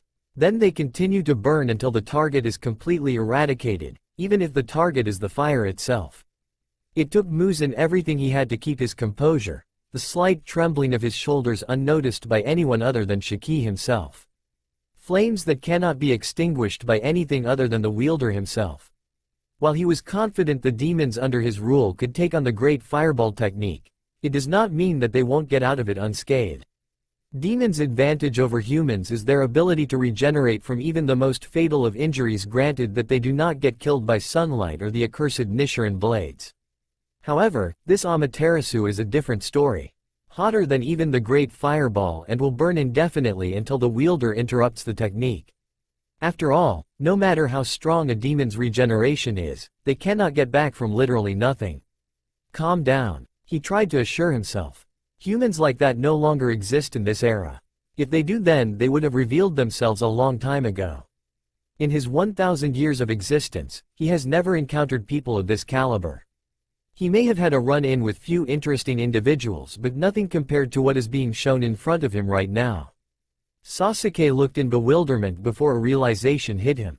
That's right, he can't risk burning away my body because he needs my eyes intact. With that in thought, Sasuke began sprinting sideways, as if Itachi's going to let him go. Sanemi muttered, already realizing Sasuke's plan. Can Sasuke really outrun Itachi's flames? Zenitsu was doubtful of Sasuke's action. It is not the flames that he needs to outrun but rather his eyesight. Sanemi pointed out, take a close look at Itachi. Everyone else who was listening to the conversation followed, noticing Itachi's exhausted form. We could assume that the first Amaterasu drained most of his stamina. If he is still currently at his peak, then catching Sasuke within his eyesight would be child's play. He would have to be careful not to waste his reserves. The ones listening nodded at the logical assumption. Itachi's gaze followed him, as black flames materialized within his sight, intent on incapacitating Sasuke. The flames begin to spread among the surrounding trees, starting a huge forest fire. Slowly but surely, the flames from Itachi's sight are beginning to catch up to Sasuke, who could only look back in apprehension. The flames caught the tip of Sasuke's wing, before quickly spreading onto the rest of his body, making him collapse in extreme pain. Once you get caught by even the tiniest of singe, it's over, huh? Kyojuro winced, seeing Sasuke quickly being engulfed by the black flames. Sasuke was able to block Itachi's fireball with, and he was barely burned, but seeing Sasuke screech in pain answered his question: the difference between an ordinary fireball and Amaterasu.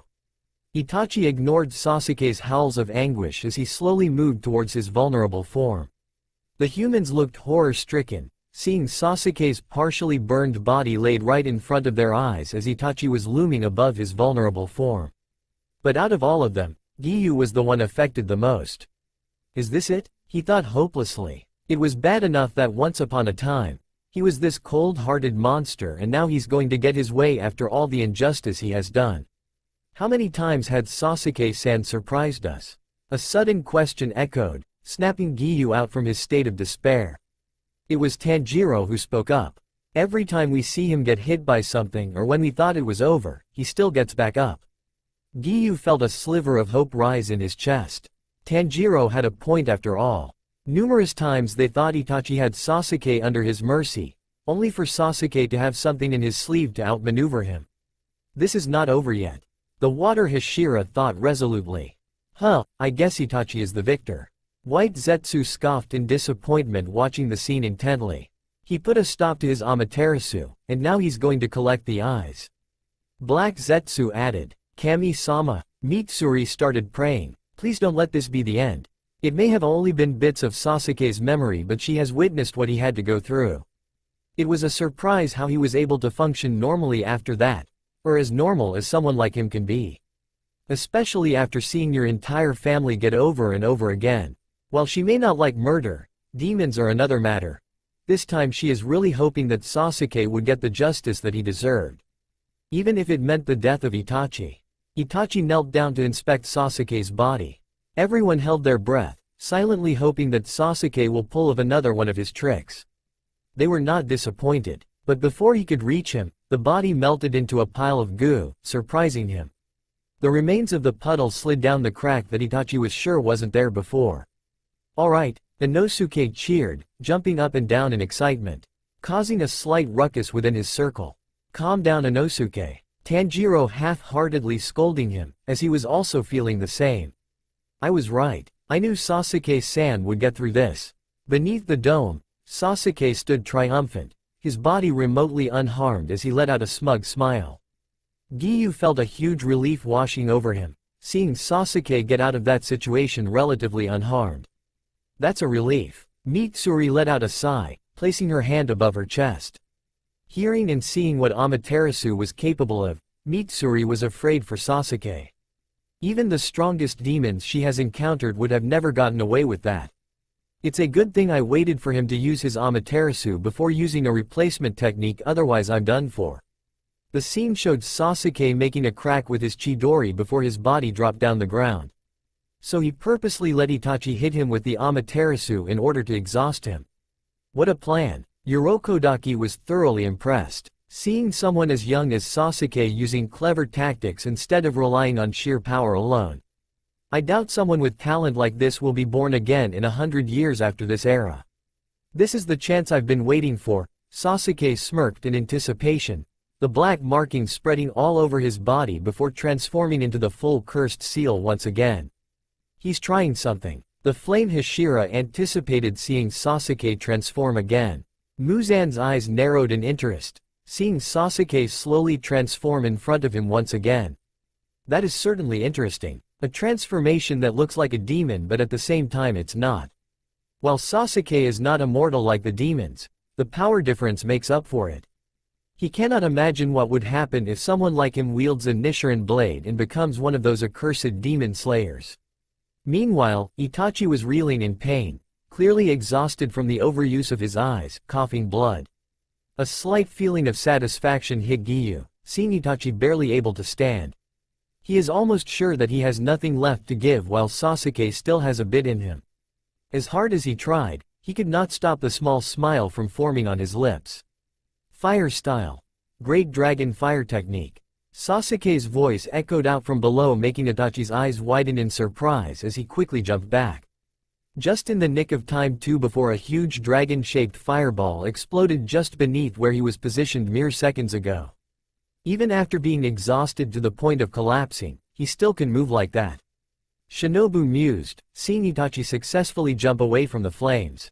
Sasuke's attack wasn't quite finished yet as several more fireballs erupted from the dome, with one of them singeing Itachi's hand. The fireballs continue to rise up, making the dark clouds even darker than they already are. I'm more concerned about the technique Sasuke is using, Kyojuro replied, fascinated by the dragon-shaped attacks. Look at it, those things are humongous. If I'm right, those attacks were poured with everything he has. Yet Itachi was able to dodge. This better is not Sasuke's last resort or he's in big trouble. The entire center of the roof collapsed, revealing Sasuke panting in exhaustion, while Itachi himself not faring better, as his right eye reverted into a dead state, the pupils glazed over. Looks like I'm right after all. The flame Hashira grimly said, looking at Sasuke's current condition. At this rate, it would only be a matter of time before Itachi wins. But he has a feeling that Sasuke may still surprise them. Looks like that Amaterasu took a lot out of you. Despite in being brought down to one knee, Sasuke still managed to gloat out, with Itachi not saying a single word. But Itachi is also already at his limits. Throwing those attacks took out everything he has, so Sasuke is not at a disadvantage either. Giyu firmly stated, believing that Sasuke still has something up his sleeve. And what makes you sure about that, Tomioka-san? Mitsuri was also worried for Sasuke, but seeing Giyu's belief made her want to believe too. They're both completely exhausted. Aren't they out of chakra yet? White Zetsu wondered. Looks that way. However, to Black Zetsu, he somehow had a feeling that things are not quite over yet. The black markings from Sasuke's cursed seal slowly receded, retreating back into the normal three-tomoed seal placed onto the back of his head. Despite this, he still has his ace in the sleeve. I guess this next attack will be my last, he said in finality, a small smile forming upon his lips. Is Sasuke-san bluffing? Tanjiro was sure that Sasuke was out of juice. He may not be knowledgeable in everything related to chakra, but judging from Sasuke's exhausted form, that took everything he had. What do you mean, Tanjiro?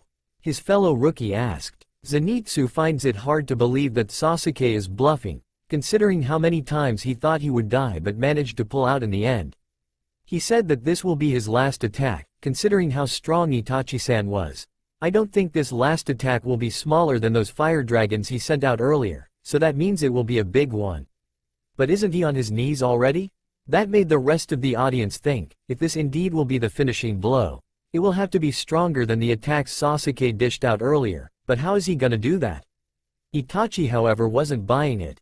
I am sure you realize that the Sharingan can see chakra. He started, seeing Sasuke's almost empty reserves. I can see that you are bluffing. I am aware of your lack of chakra. That Orochimaru-like replacement technique that you used to dodge my Amaterasu. Although it is difficult to detect, it consumes a lot of chakra. Itachi concluded, fully believing that Sasuke has nothing else to show. Oh, that's right. Sasuke absorbed Orochimaru, didn't he? White Zetsu suddenly remembered the resemblance between Sasuke's replacement technique and Orochimaru's. Yet another name to remember for later. Who is this Orochimaru and what significance does he have with Sasuke? The name has a striking resemblance, once again to a name in the Japanese mythology. The Yamata no Orochi, so whether this Orochimaru has any connection to the myth will be seen soon enough. Black Zetsu, seeing the sky darken and grumble, however, had a different realization. So that's how it is. The idea was just pure ingenious. What? Inosuke grunted. What's Basuke gonna do? It was not just Inosuke either, because all of them are in the dark of his plans. It's true that I'm out of chakra. I used it all up in that last fire technique. The sky flashed with lightning, illuminating Itachi's weakened form as drops of rain started to fall. Everyone's eyes narrowed. If he really did exhaust everything that he has, then why does Sasuke still act confident? However, did you really think I'd come here to kill you unprepared? As if agreeing with his statement, the sky continued to howl with lightning and thunder, threatening to drown the surroundings with its roar. Urokodaki's eyes widened in realization. He was about to speak up but held himself. No, it's too early to tell. And if he really does what I think he will do, then, just like Amaterasu, this technique will be instantaneous. It's impossible to avoid, Sasuke declared, fully confident in his victory. Now, it's time to turn my vision from before into reality. The vision of your death, that is. That's all for now. If you want to see next part, then please like this video and subscribe my channel. Thank you.